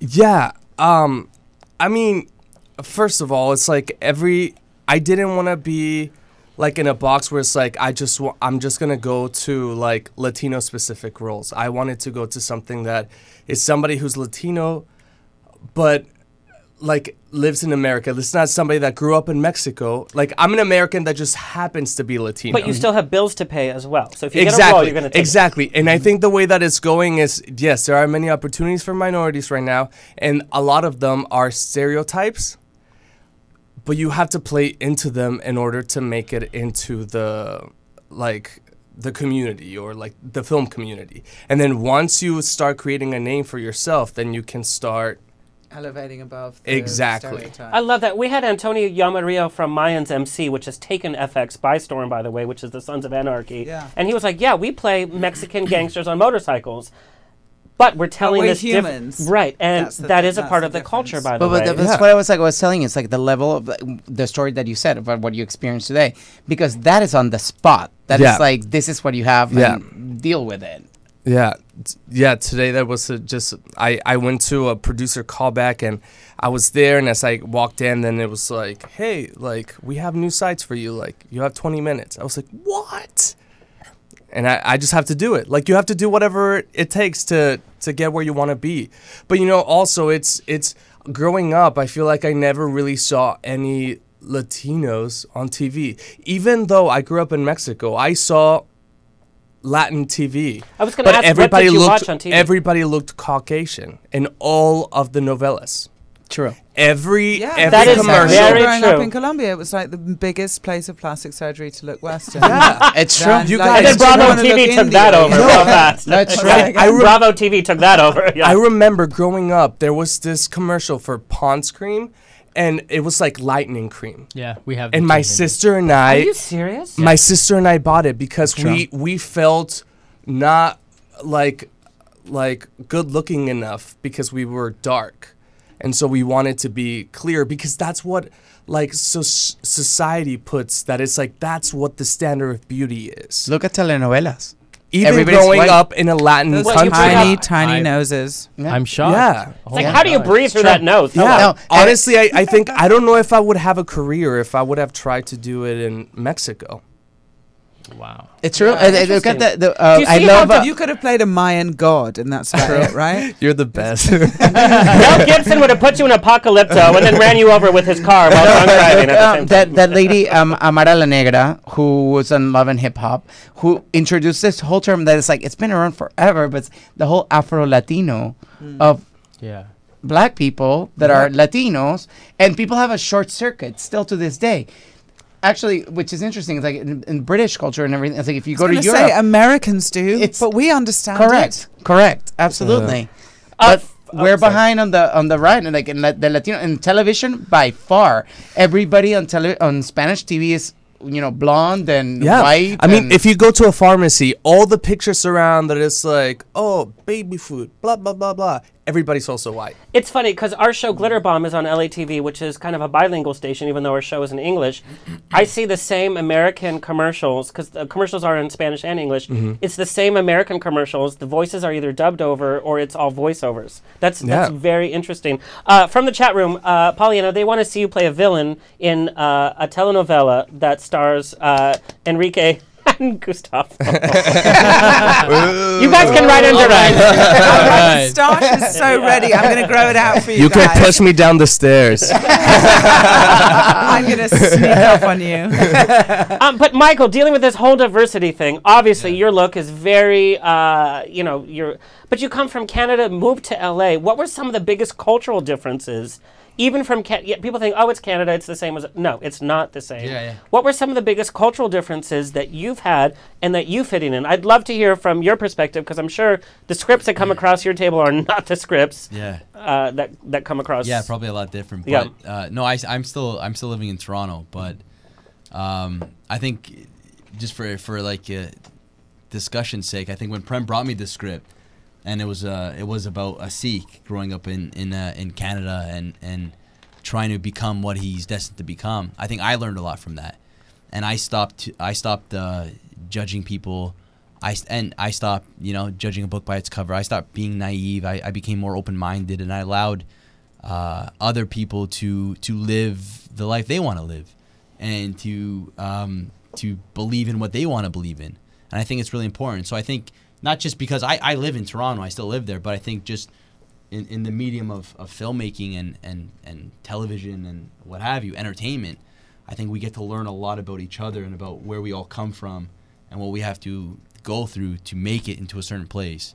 And I think that's what I learned with the script, and especially learning about this culture, this beautiful, misunderstood religion. Sikhs are the bomb. They're beautiful people. They're the bomb. They're like the Buddha bomb. Yeah, They're really, yeah. Balmy. Yeah. Even more, even maybe more. I think maybe more. I think than more the too. Buddhas. Yeah. And Prem, you grew up in a Sikh household. Yeah. Please explain to our listeners, because I had to research this, and I'm going to be 100% honest. I had to research this.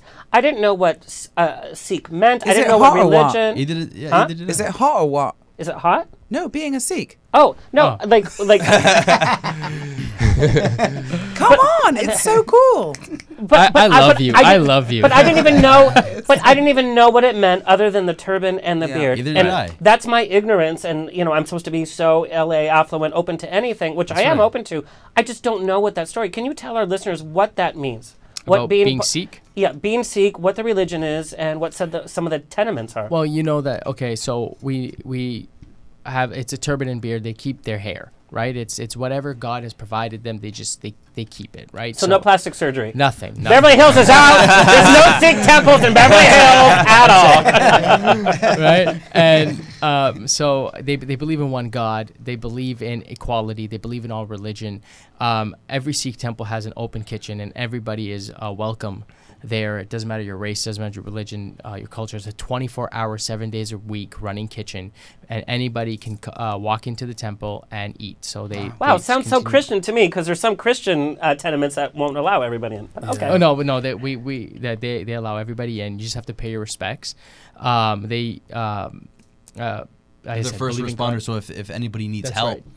They also they that's what they believe in, that they're the first ones to help. They're here to help humanity. That's right. That's what their whole point is. And it gives religious freedom a whole new perspective. It does. They wear a warrior's bracelet. They feed people at the Women's March. They always look dope in their turbans. They're always interested in people. You know more about Sikhism than I do. But it's so funny, and this is what the boxing association fought against with the real Pardeep. This is what they were fighting against. Yeah. They didn't know, because like me, they didn't know what the turban and beard meant.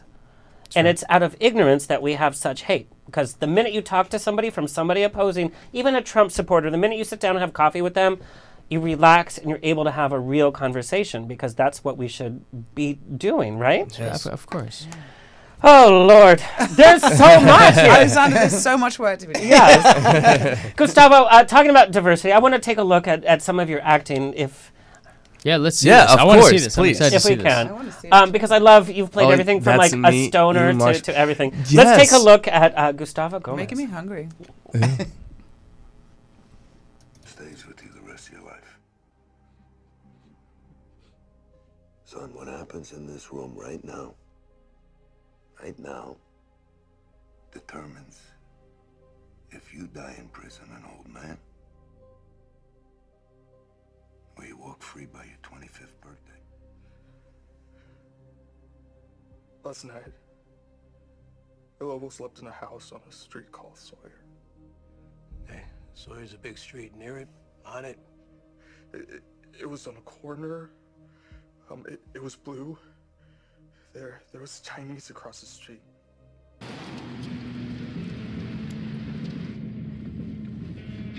How do you know this ain't a waste of time? Told you. Those motherfuckers were major men, no question. They'd come in, go in the last few months, and they were always carrying shit with them. Bags full of shit, who knows? A huevo, primo. Then let's huff and puff and blow this motherfucker down. Damn!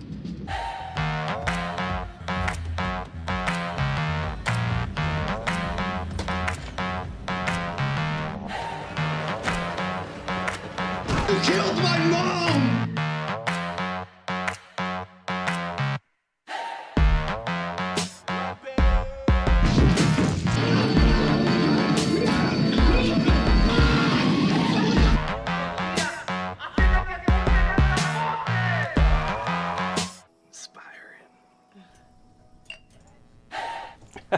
Hashtag dramatic. But that's what I mean, like the subtlety that you bring, especially being like a guest star on like a show. So we have to talk about The Walking Dead, or else I'll be The Walking Dead tomorrow. Yes. Coming in at season 9, and we'll talk. You came in at season 7. I can't even imagine the weight that must feel like as an actor. Like, oh, you have an audition for The Walking Dead. Which is one of the biggest shows for AMC, which, like we talked about, started out as something that's become totally something else. Yeah. And fans are so vocal about you guys from every, like, breath you take, from every moment you have, from your character, like, accusing you guys of what your character is doing. I have to ask, being so young, what did that audition feel like when the call came through and you had to prepare for it? Yeah. Well, honestly, I have learned to not put weight on auditions regardless of however big they are, because otherwise I just set up myself for like just it not being good. But we're human. Yeah. We're human. Yeah. We know it's like The Walking Yeah. Dead crest commercial. Yeah. The way that I got it was through a self-tape, so then that way I always feel more comfortable through this, because I'm like, if I can fool myself, I can fool anybody else. So whenever I look at that and I know it's good, then I know it's good. So that's the way I felt about it. But then whenever the call came that it's like, hey, you got it. I was like, oh my God, like the Walking Dead, I've been very lucky that my career is, it's like baby steps moving up. But this is the most known thing that I've ever done. And yeah, this puts it on steroids. Yeah, and it has been very overwhelming at the attention that I have gotten from just that, and I'm so grateful to be a part of it. And everywhere, Pollyanna was so kind from the very first time that I was on set. We had this amazing conversation. I have heard that about you, by the way, from we had an amazing conversation. She made me feel at home, she's been there forever. She has this amazing career, and everybody there is a family, and they really care for you. Everybody from the cast, these people are giant, and they're just humans who are just there creating their art, enjoying it. And the people on the crew and the fans too, they feel like they know you and you're part of their family, and they welcome you with open arms, and I'm so grateful to be a part of it.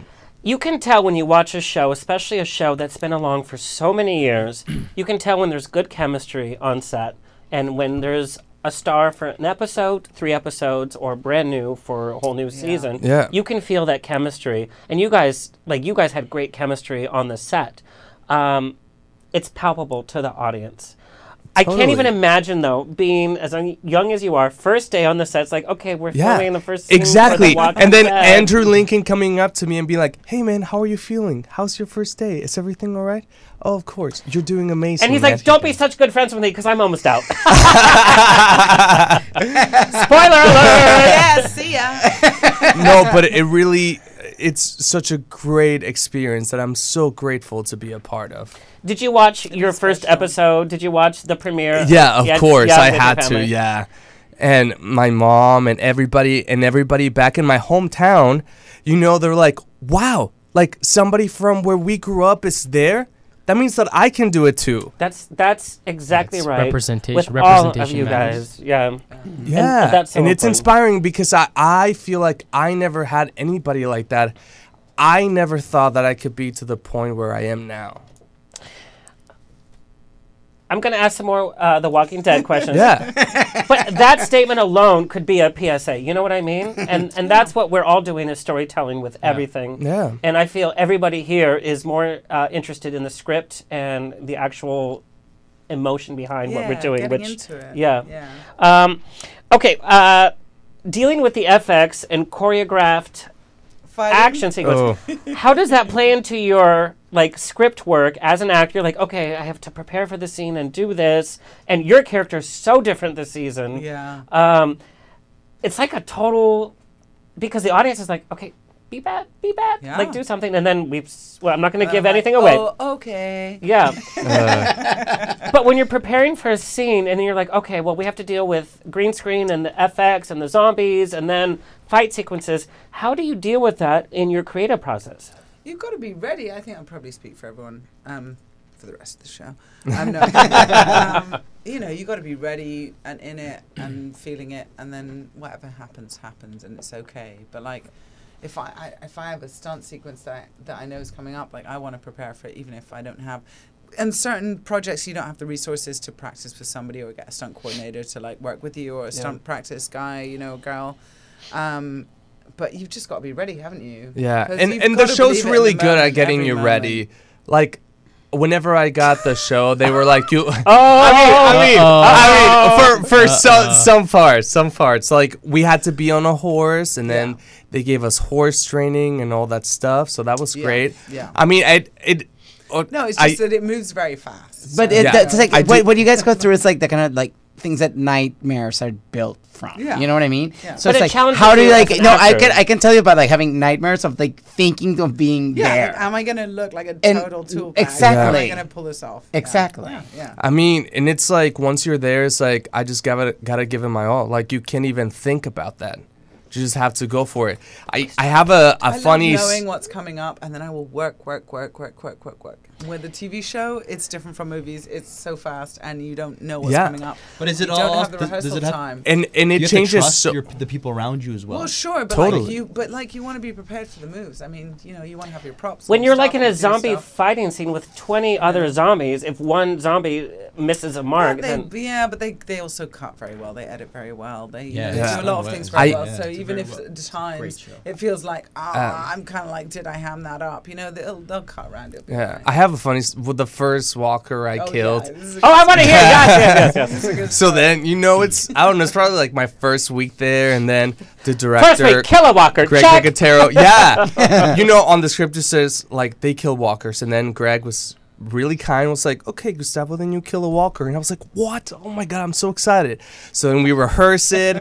They gave me the thing. It's like, I have my blade, but it's not full. Like it's just green, and so they're like, okay, you're gonna go. You're gonna like kill it. I'm like, okay, cool. Do the example with me, because like if you had a blade, you would hit it into my head. Yeah. But then it's like it's just green But right you don't here. want to touch this to here because you would hurt the Right, person. right. But Yeah. when you're in the moment, like you guys in the boxing, when like Mickey was slapping you and you guys were punching each other, like when you're in the moment, it's so hard to be like, okay, I'm act sorry, I mean, slapping? What? I'm talking about knives in people's heads. Yeah, you're talking about shit. Tiger with knives in my heart. Okay, all right. I'm just taking the piss. But yeah, so I'm just being the dolly friend to do this. So the director's like, okay, clip this. This is gonna be the director's viral. like, okay, let's try it out. So I'm like, okay, cool. So then I go and I'm like, try and look super cool, and then they're like, actually, the walkers need to be stabbed in the head. Otherwise, they don't die. You didn't do your homework. You should know this. You should have known this. So I was like, yes, of course. I was aiming for Where his was my other head? Where was my head?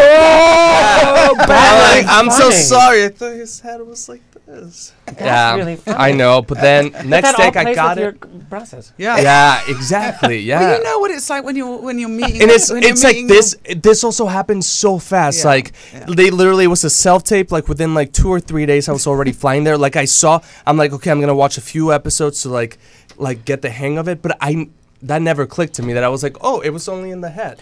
And to the outside audience, that is so crazy because The Walking Dead has established AMC as this other channel that did Breaking Bad and all this stuff.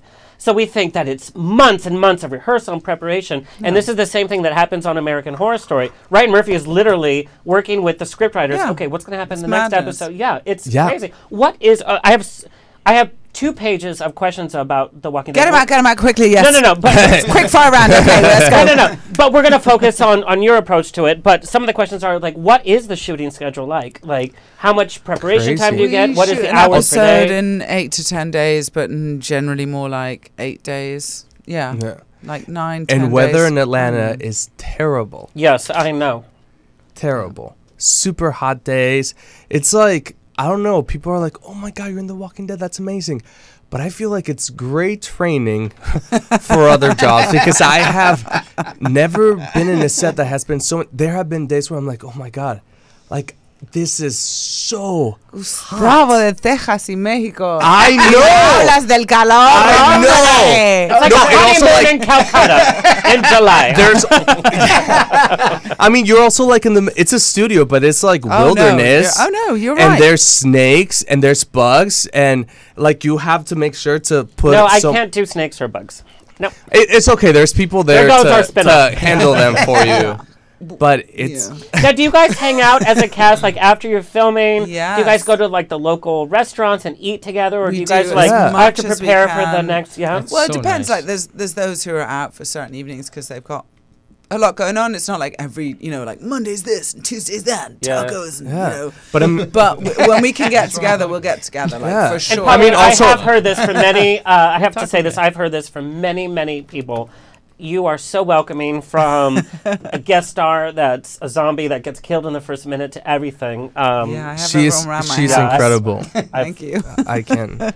We do movie nights and we go out and we celebrate and we just try and remain a community because it's just too precious to pass up, isn't it? It's just and I too mean, also precious. everybody This works show very has some hard on the heft to show. it. It's like you know what you're a part of now. And being on top of that call list is not easy. And so sometimes like it's like those people like literally are working like 14, 16 hour days. Yeah, and like the crew, there's no time to do that. But you'll do it on the weekend. yeah. But you know. We'll go up the top Yeah. of Pont City Market and get on the roof and get down that Oh, slide. I love Pond City Market. Yeah. That's fun. Yeah. You need to just have like a blog where you just do running commentary. It was like, we got tossed off tonight, didn't we? But talking about the physicality in terms of actor development, Tiger is very physical. And I know there's some shots that you're sparring with each other, but there's some shots that you're sparring with the camera. And then, like I was joking about that, many scenes with Mickey, like, and that's not staged. Like, he's like really hitting you. Yeah. How did you guys, being newcomers to the whole thing, number one, you guys physically had to prepare, and I saw some behind the scenes on Tiger Instagram of you guys working out and all that, but how did the physicality play with how you were able to get into character? Especially since you guys are best friends, and then you guys are not best friends on the ring. We're acting right now. We're really enemies. Yeah, we really don't don't like each other. In my mind, you guys have been married for like 10 years. This is like Bert and Ernie going on right now. It's like, are they, aren't they? No, Are they eating cookies in each other's beds? Yeah, but they're not friends. Pollyanna, bunk bed, sweetie, bunk bed. I'm just teasing. We know you're very straight. Did we research this? Yes, I have my own fantasies, but that's separate. We're in their bios where they're like, Michael is straight. The bios to this show, they're like, straight, don't think about it. Doesn't matter for a second. Don't. It's the first line. Yes. No, but how did you work in the physicality with everything? I think we started back when we started writing the screenplay back in 2010. We didn't know, we always knew it was going to happen. We just didn't know when or how, but we knew one day we were going to go to camera. So we just started eating right and training and learning how to box. He actually trained with Pardeep's real coach and watched footage of Pardeep. Wow. Yeah. So he really learned how to move like Pardeep when he was coming up in the rankings, I guess. That's right. And I have to say, you have a very distinctive way of moving in the ring. Even the way that you walk to the ring, I notice everything. Yeah. And it was very, very distinctive from the way that you approached the ring.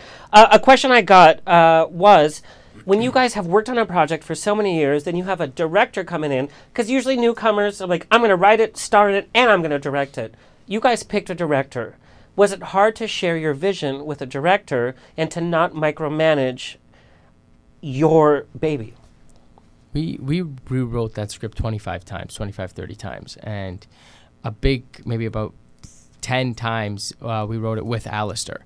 So he was trying to take what we had originally, and he just tried to enhance it. And he didn't want to take away from our creative insight in the film. And we wanted him to kind of direct and be the captain of the ship, because, you know, when we put a writer's hat on, we put a writer's hat on. And then when we put on our actor's hat, we got to let go of that.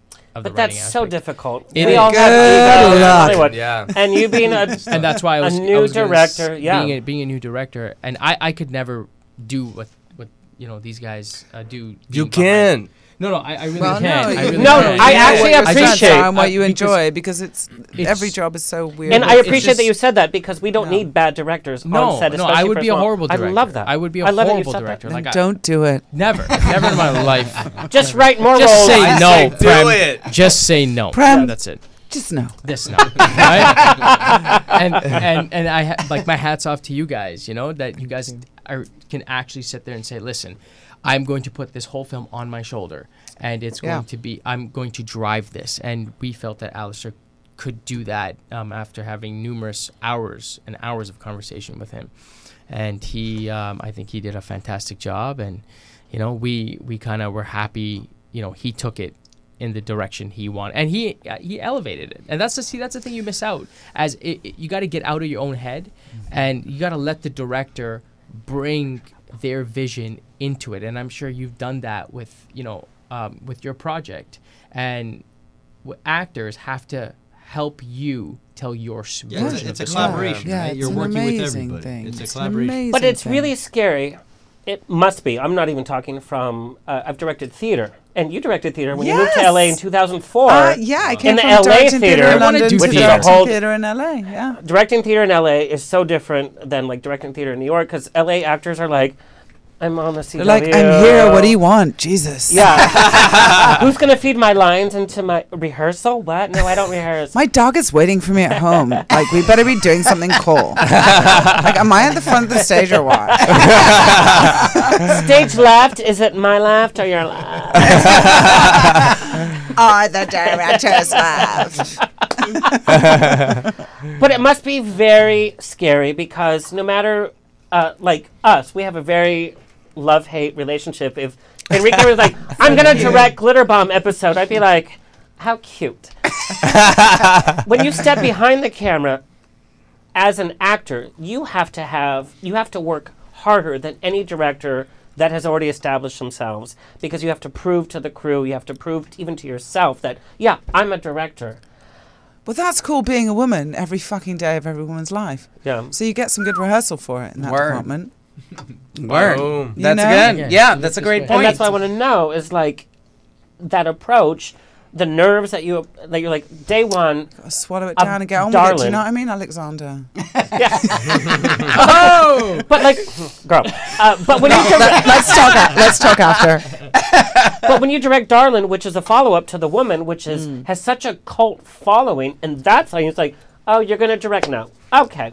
Yeah. You know, you have to have some nerves and you have some... to put your crew together well, you know, and you take advice from people who telling you how these people are to work with, and you know, it's like anything. I mean, I joke about being female, and it is a huge part of my experience of the world, but like... Well, and I hate to say it, the way that you look, by the way, it's good when you're being an actress, but behind the scenes, it's like, oh, she's sexy and pretty. You've got to have faith in people. And you've got to look them in the eye and say, I have faith in you for the best that you can be. Wow. And let's do this. And Wow. that, with anyone, just can get you, like, so far. You know, you just got to go, we're doing it. You get a car. You know, like, we're doing this together. And it's the most exciting and most gratifying thing I've ever done. And I hope to continue to do loads more of it. And yes, it's weird and it's scary. And there are moments where people are like, and you're like, but you're going... and then you just carry through. You know, you carry on through, and it's wonderful. It's wonderfully satisfying. It's a challenge, but it's also a responsibility being a director. And I think, for as much as you need to be strong and driving the thing, you need to listen. You need to really listen to your crew. You know, and I think see a lot of what they directors need don't do individually. that. Yep. As individual human beings, and you need to say, oh, they need this to work the best that they can be. Because most people want to do a good job, and most people want to be serving a greater purpose. It's just about communication a lot of the time. This is one of my favorite episodes, by the way. Don't tell the other episodes. So we have to talk more Walking the Dead. I really want to play Walking the Dead. It's like you put a leash on them, and then you just like, let's go for a walk. Does your zombie need a walk? Stop being so terrible. Call Walking the Dead. I'm the best radio show host because I'm dyslexic. Look at me. But it's entertaining. Sorry. Yes, Sorry. it is. You guys, I mean, no, because I'm such a big fan. I want to play a scene that really meant a lot to me. Okay.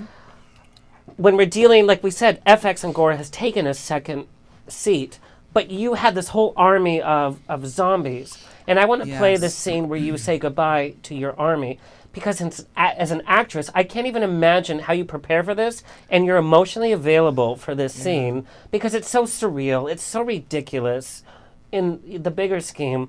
But we see all the facets. Like I said, your character has gone through so many ups and downs.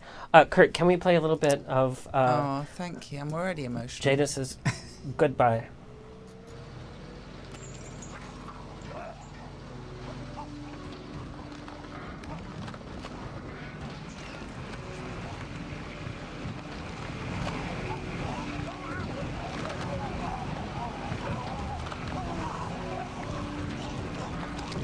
People thought this was a Donald Trump thing. What? People thought this was a Donald Trump thing. My hand on the wall.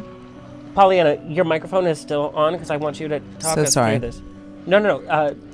Here we have some chili con zombie. No. Pollyanna, be serious. This is like... I'm very serious. I'll this shut is up. No, this is... I'm so serious, I'm going to say... Shh. You know, we've come to learn about these zombies as just FX, whatever, but this raw emotion. How did you prepare for this scene? I thought about my sisters and losing them, and then I just really sort of worked on what I already had with these guys that we'd established in the show, like my main guys, Tamiel and Brian, and then I had this orchestra play this full-on score. No, it was really upsetting in the moment, but the cool thing about acting is that, like, when you're sort of let free to do your thing and the director has faith in you, but will catch you if you really over the top it, you Tom Hardy it, or you you know, bring a false moment, they'll catch you. And then you can just sort of run with it. And, like, you know, I had a lot of sad, awful things to think about and to connect with these people. And then it was all very real as it was happening. And of course, I had great actors opposite me playing those walkers. Pollyanna, how long did it take for you to shoot that scene? Like 25 seconds. I don't know. I mean, you're being cheeky, sweetie. I'm always being cheeky. That's my job. As a Scotswoman, I don't know. I'm not a very good recorder of time, if I'm honest. And I was in the moment and where I needed to be when I needed to be there, and the rest of the time I was listening to very sad songs.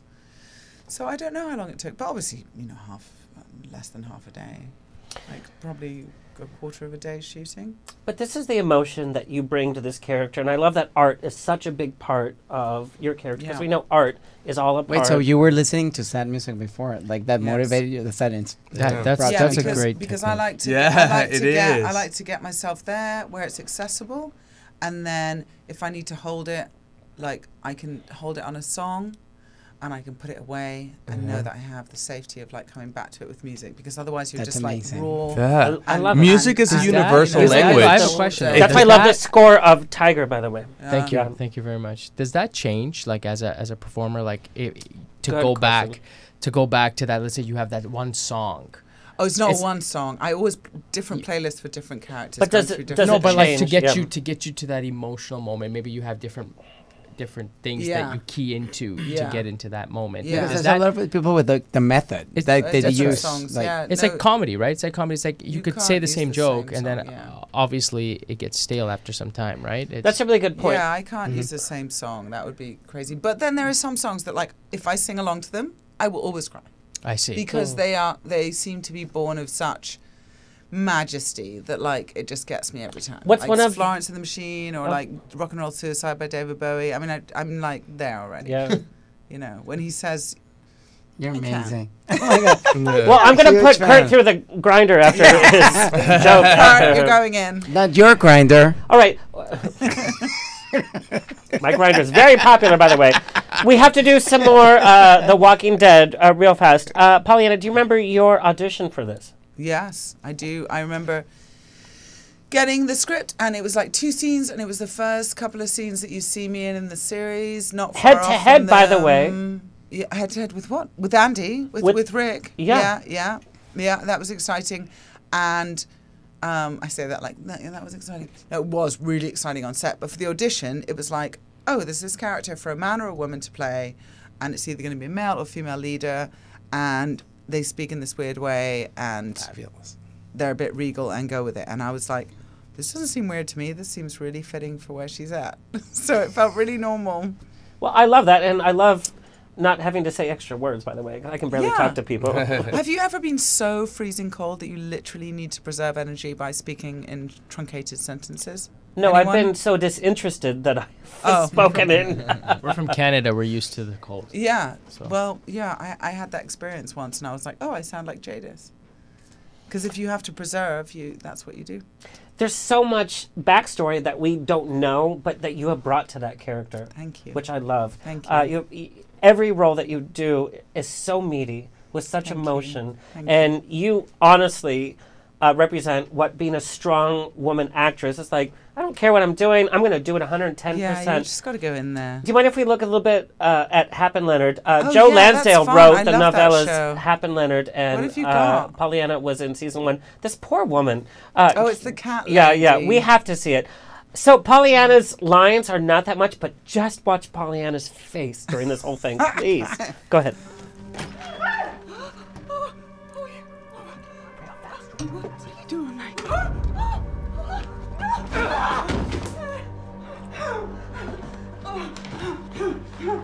God. Hurry. What are you doing to me? She enjoys it a little too much, this one. What you got out there, baby?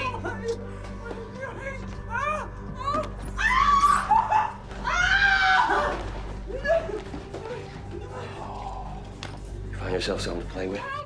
Yes, I didn't know he was that sexy, by the way, without his shirt. No, I Dude, didn't. that guy is a sexy guy. Look at Pollyanna's face. Yeah, that's right. Show it to me, baby. Angel. God, I wish that was my I guardian decided angel. I'd been a stripper before. That's why I did that. There's really no use trying to scamper. Angel has her way. He's the one talking, If but she who loves has the power in this scene? She does, 100%. Yeah, 100,000%. As filmmakers, you Yeah, see this. she does, yeah. He's the co-star in this.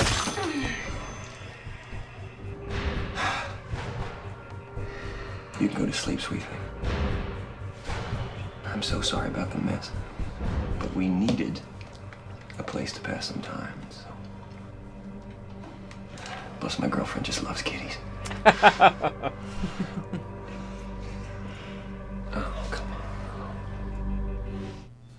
We know Angel. We know Angel was such a sexy part. But what I want to say to the actors that share a scene with somebody else with the lines, you know how to take control of the screen, which you totally did. That was a study in acting. Yeah, that's. Yep. Yeah, you got to be in it. We have to end the show.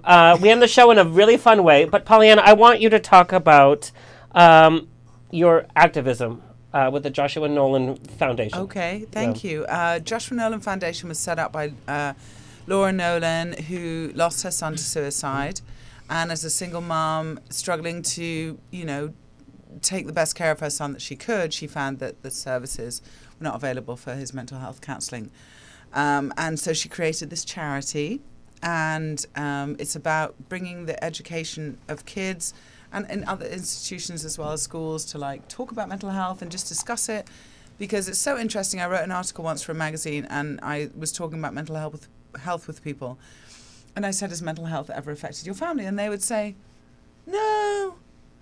And then they'd have another Guinness and they'd think about it and they'd go, well, people don't realize my uncle how much did it try does. and kill his whole family with a lawnmower, and my brother's wife went into rehab, and, you know, there was that time when my mom was depressed, and there was alcoholism on my father's side, and, you know, it's just something that affects all of us and is so kept down at a simmering level that is so dangerous. So I'm so proud of this charity and what they do. And so I've been selling clothing that I've designed on my website, which is PollyannaMcIntosh.net, and also have been doing various things like various events and stuff. The next thing I want to do is an amaze, and I want to go up in a helicopter with a fan and go like share a helicopter ride with them. I have the helicopter Can contact. I just the cocktails just kicked in, by the way. I have the helicopter contact. We're going to do this. One thing I just want to add on to that with people in prisons. Yes, I worked and a lot the with mental people in prisons health before. And if I know it's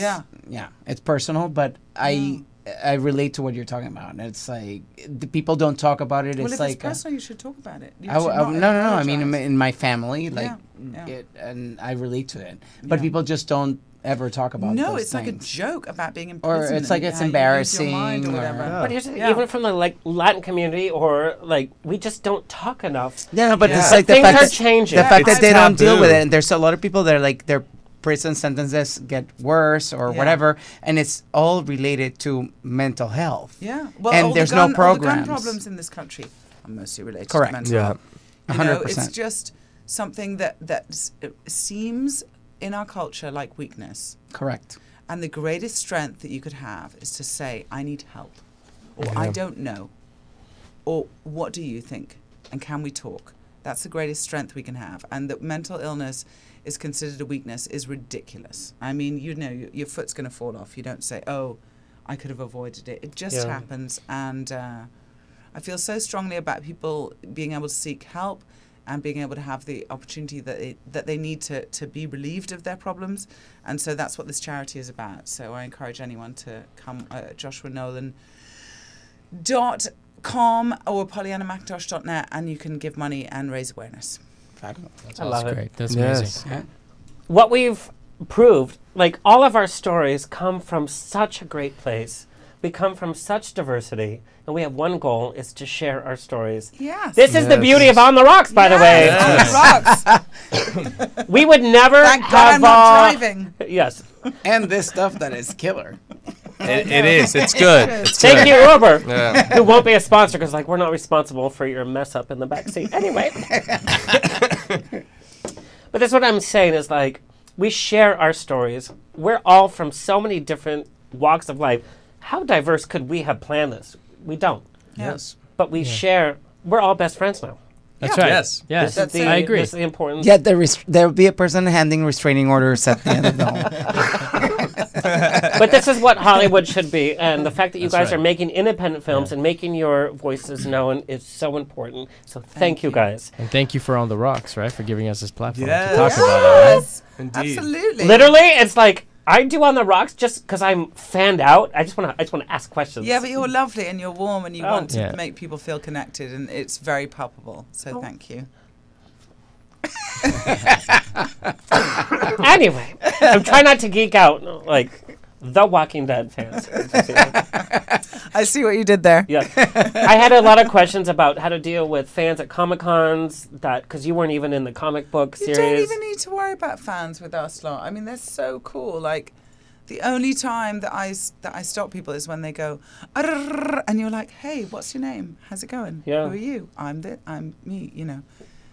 Just slow it down a little sometimes. But, like, other than that, I don't know about you, Gustavo, but, like, fans have been so warm. Exactly. Everybody's super sweet. And But your fans are also very vocal. With They are, but they connect with this show. I mean, they connect, and this show is about found family in extreme circumstances, and that's That a is 1,000%. beautiful and an honourable thing to be part of. And it's like this legacy has been handed down to us, and we know our fan base because of what's come before.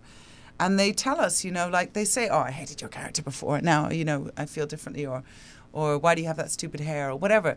Like, that's as bad as it gets. Yes, that was your hair. That was your real hair when you walked into your audition. Yeah, I did that it was for not another a role. Yeah, I did it for another movie, and went that extreme for something else. And I didn't think, I never imagined a week after I finished that movie, like going in on the world's biggest TV show, that they would say, oh yes, and by the way, keep the weird fucking hair. That's going to work great. Your hair was a phenomena. Yeah, totally. Phenomena. It's a Totally.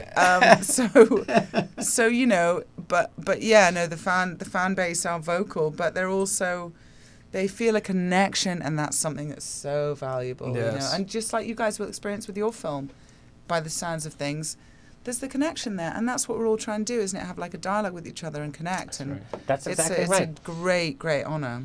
I would never have a conversation with boxers or somebody from a Sikh house. I would never have. And now we do. All right, so we end the show rapid fire. It's very fun. It's not deep and dark. Okay. And then you give your handle so our followers and listeners can follow you. Who wants to go first? I'll go first. Oh, Michael. We'll start on this side. Are you single? No. That wasn't actually one of the questions. That was my Okay. Now we're That's starting. the bonus Now at we're the beginning. Okay, Michael, what would the name of your biography be for your life up to this point? Pugliese. Oh, it'll go It's far. a musical. Oh, God, it'll go far. What would you tell yourself 10 years ago? To breathe and be patient. Yeah. Strangest habit you have as an actor? Strangest habit. Don't get me started. I don't know. buddy. I have no idea. What'd she say? That was your go-to, Pollyanna? What thing have you been on? No, you gotta say now, Pollyanna. You have to say it. That's any actor. That's just all of us. Oh, really? Yeah, totally. Okay. I'm covering up. Go Yeah. on. She did not say that. She lied. I don't have any. I have no idea. This is real fun. Now it's my best. I've seen Most you in the game. embarrassing song on your playlist? I don't know. I don't know. I listen to R&B. I don't know. And I'm gangster. not, I'm not a really cool guy. You guys, this is so fun. It's going to go viral. I'm not a fun guy. You can have drinks with one person, living or dead. Who is it? Yourself. Oh, Whoa. No, just us two. Here we man. go. Girl, you couldn't handle this. Thank you, Michael Pugliese. No it was problem. so fun. Yeah, Where great. can listeners and viewers find you? My Instagram handle, MJ Pugliese. That's it. Yeah. That's it. Okay. I'm pretty simple, man. But I love that. What I love is the intensity that you have in Tiger. Thank you. Yeah. Thank you. Next. All right, I'll do it. Gustavo! Dressing rooms must have, and I don't mean I need Kleenex and lotion, your personal must-haves. Just my headphones. Yeah, other than that, it doesn't matter what the dressing room's like, because I have learned that it doesn't matter what your process is. Nobody's going to know what your dressing room looked like. It's all about what you put out, like the work that you make, you know? Yeah, but when I go to a dressing room, like Boom. I put out a picture of Betty Davis, and I put like he needs a candles, like water. Like I really don't care, because it's like I'm just there. With your headphones? Yeah, I like my head. I do always carry my backpack, because I do like to, take some snacks here and there, and for whenever I want. Why did you do snacks like this? Does that mean... No. I don't do that on set. Rewatch The Walking Dead season 9. He's like, God, we're at the Smithsonian. It's so amazing. Okay. So just headphones. Just my headphones. Yeah, exactly. It takes like meditation. You really don't have like a family photo or nothing. It's just most gigs it just happens so fast. What are we talking, a frame here? Yeah. Like I bring curtains Trust and me. a frame. You should see Alexander's dressing room, and it's a freaking talk show. I'm like, you need certain tones. No, I mean even The Walking Dead, like it's like I just come and go. Like it's not even enough time where it's like, oh, this is gonna be my dressing room forever. So I'm gonna like. But put still, even things for a on day, it. like you burn the candles. No, You bring the, I just kind of bring my lines and meditate. I bring the toe of St. Peter. I just. A candle. Okay, all right. You come from a musical background. What is the most overrated musical? You're like, what? Oh, Mamma Mia. Thank you. Oh, thank God. I don't know why, but I don't Mamma like Mia, it. never come around again. Mamma Mia. Okay. I watched it. minutes I lasted in the cinema with that movie. Yeah. Absolutely And it's on ruined Broadway. Meryl Streep for me. Keep Broadway for Broadway. Keep Yeah. movie trash for movie trash. But it was a Wow. it was a Broadway show before it was a movie. That's what I That's Yeah, your shame. exactly. Yeah. That's your shame. What actor would play you older in your biopic? Puss in Boots. Yeah, exactly. That's exactly what I was thinking about. I think because we were talking about him. I would say Benicio del Toro, by the way. Oh, Benicio del Toro. Oh, you know what? I would like oh my God, why can't I remember his name? He's that famous. The guy from Y Tu Mamá También. Oh, Gael Gabriel Garcia. Bernal. Garcia. Dude, I love him. Yeah. Him, Dude, I met him and I just about shat myself. I was Dude, shaking. I love him. I love him so Yeah, much. me too. I love Kinda him. looks I'm like there you. too. And Eugenio Derbez. Oh. Who else? Eugenio Eugenio? Derbez. No, but Gael. Eugenio. Derbez. He's I amazing. totally am nodding. I don't know who. You don't know who Eugenio Derbez is? Dude, That you just have sounds to know. sexy. He's No, amazing. but the From Gabriel what? gotta From see. He was You guys, it's in rapid fire. Overboard. Latin lover, Latin lover. Overboard? Oh, Okay, I need to see no. it. And Latin Yeah, lover. with Ann Faris. I don't know, I haven't watched that yet. And Keep to Benicio. Okay, Okay. after a day of shooting, what is your ritual? When you're done shooting and you're back in your room, what is it that you do? Oh, I like to drink wine. Drink wine or You're like straight? take a bath. You're straight? Yes. It doesn't matter if you're straight or not. That is such a like relaxing thing. Wine bath! Okay. Worst audition you've ever had? Oh, I went in for a Netflix audition. I had probably said like 3 lines, and then the casting director stopped me, and she was like, "Wait, why are you like just looking at the reader?" I was like, "Oh, well, I was playing it to the reader." She's like, "No, you're between 2 people. You're supposed to like, there's more action going on." So I was like, "Okay." So then she was like, "Just go from wherever you were going." So I did. I had only said like 3 lines. That's so then so rude. I know. I finished with that, and then she was like, "Okay, thank you so much." You guys, I had 2 more scenes, and I had stayed up till 4 a.m. the night before because it was the next day audition. So I went back to my car, cried, but it's okay because the next day I found out that I booked something. Yeah. That's just so rude. People are rude in Hollywood just to be rude. Yeah. As a power play because they're not acting. Okay, busy. Gustavo, where can our viewers, listeners find you? You can find me on THE Gustav G. The Gustav G. Thank you. I just wet my pants. Who's next? I'll go. Prem. Yeah. If you had an unlimited budget to make another biopic, who would it be about? Great question. Oh wow, that's a Elvis Presley, or Interesting. or Michael Jackson. Controversial. That's really interesting. What was the last show that you binge watched? 13 Reasons Why. Oh, wow. Worth it? 13 Reasons Why. Worth it? Was it worth it? Yes. I haven't seen it either. Prem. Oh, my God. Dream co-star. Don't say Meryl Streep. I'll slit your wrist. Viola Davis. Ooh. Just as good. So you guys know they film Shonda Rhimes is right upstairs. We see Viola walking back and forth all the time. Did you say I saw the poster. good and I afternoon, was like, Viola? No, actually, Miss Davis. Miss Davis. I actually opened the door and I didn't realize she was in the way. She was not having She was in the way? Oh, yeah, I was going to say, oh, I'm sorry. Was she in the way? Yeah. So, excuse me, I have to get through. So here's the thing. If Kurt, correct me if I'm wrong. really like. If we open the blinds in the green room, literally the cast of How to Get Away with Murder walks right by in costume and everything. And so I went out and I was like, anyway. You're in my way. We see Wow. the plan. Genre of film that would terrify you to act in. That's just like not your genre. comedy. Oh, yeah, I could see that. No, I don't mean that in a bad way, but no, yeah. Your guilty pleasure food, because we saw your working out regimen and everything. What is your guilty pleasure food? Chocolate brownie ice cream. Yum. You I single? want some of that right now. Yeah. That sounds really good. Right? Oh, Prem, where can people find you? Team Instagram at Team Prem Singh, Facebook, Twitter, same thing. At 1746 North Scott Street, apartment 20. Can you please, narrate my wave? Turn left into oncoming traffic. You might lose your life, but it'll be fun. Pollyanna, you're next. You okay? In order to survive the zombie apocalypse. Take two. Yeah. In order to survive the zombie apocalypse, I guess okay.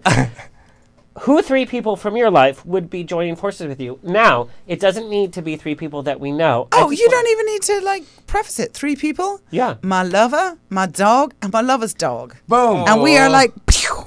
So there's 2 people and 2 dogs? Yeah. Yeah. Oh. But you have to clean up poop from the dog? No, you don't. Not in the apocalypse. Yeah.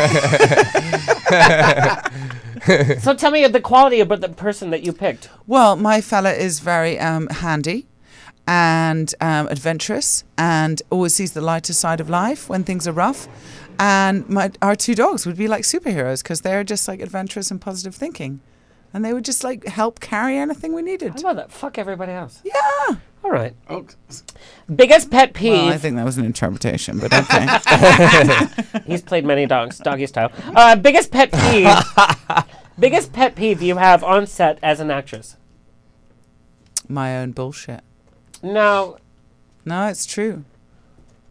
What does that mean?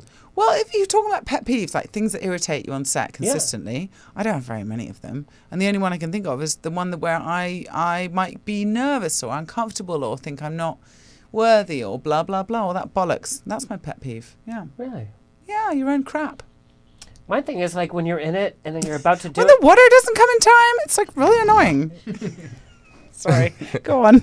No, but my thing is when you're in it and you're just about to do it and the director's hold. I only mind about that one. I have to be patient in the moment. I'm patient in the moment. Pollyanna, you are such a varied person. Such a fucking Buddhist bullshitter.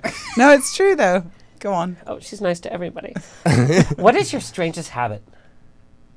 Oh, that's a really good question. Because you come from so many different cultures. No, I have to answer this honestly. What is my strangest habit?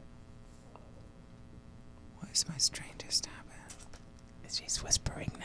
I'm thinking about it. I have to answer this honestly. What is my strangest habit?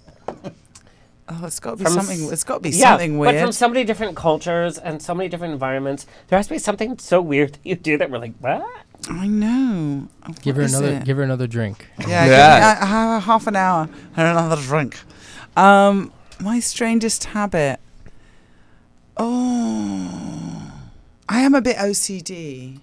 Really? Yeah, I'm a bit OCD, yeah. On the set of The Walking Dead? Not on the set of The Walking Dead. There's a lung here. How do I get this out? What is my strangest habit on set? Oh, how are you OCD? Well, no, in real life, I'm a little bit OCD. Tell me how.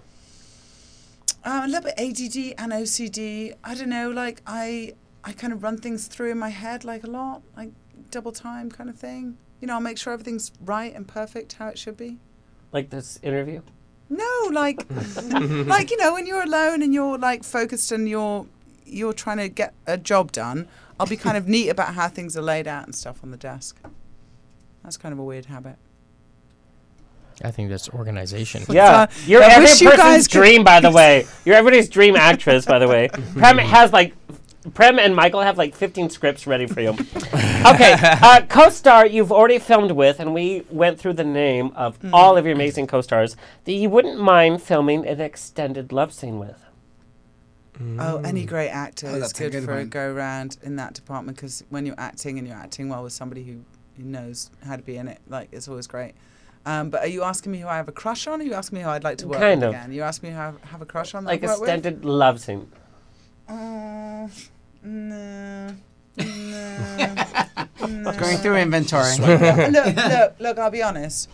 When I'm playing Jadis or Anne, and I'm playing opposite Andy, this is not about a crush I have on Andy. Yeah. Because Andy is Andy, who's married to Gail, who's bloody awesome, and who's my friend. But when I'm playing Jadis and I'm opposite Rick, there is sometimes a little chemistry thing that happens that is really fun to play with. and it's exciting and it's not real, but it's like it shifts and moves and it's fun, it's exciting. So yeah, I'd say Andy Lincoln for sure. Well, you made him pose nude. I got him in his boxer. You're welcome. I thought you were going to say James McAvoy because that was such a fun he's scene. hot to try. He's gorgeous and he's lovely and he's a total star and he's got this amazing way about him that's like, I don't know, something that just is other. But again, like I worked with James when he was married. Like we had a laugh, but you know, do I want to kiss him for real? No. No. You made every gay man sad. Okay, last question. No, I left him up for them. Yes. I did not claim him. There you go. If you could go back in time and star in any classic film, which one would it be as the lead? Doesn't matter whether it's female or male. Because we know Jada's could have been. I'd like to play Dracula. Oh, wow. Yeah. All of us just took. That is so cool. Where can our viewers and listeners find you? In Transylvania. At PollyannaMcIntosh.net is my website. Pollyanna McIntosh on most social media, and on Twitter I'm Polly A. McIntosh. And of course, because I like to keep it mixed up. PollyannaMcIntosh.net. Yeah. There you go. Did it? Done it. You guys, this has been such a great episode. Yes. We're going to see you. We're going to take a cast photo. We're going to take a crazy cast photo. So follow us on Instagram at On The Rocks On Air to see it. Thank you, Kurt, so much. Kurt's like, Kurt, we love you. The only sober one in the room. Kurt. Okay. Oh my God, you guys. This has been On The Rocks with Alexander, every Tuesday at 7 p.m. on Universal Broadcasting Network. Find me on Facebook on The Rocks Radio Show. Tweet me or Instagram me at On The Rocks On Air. See you next Tuesday!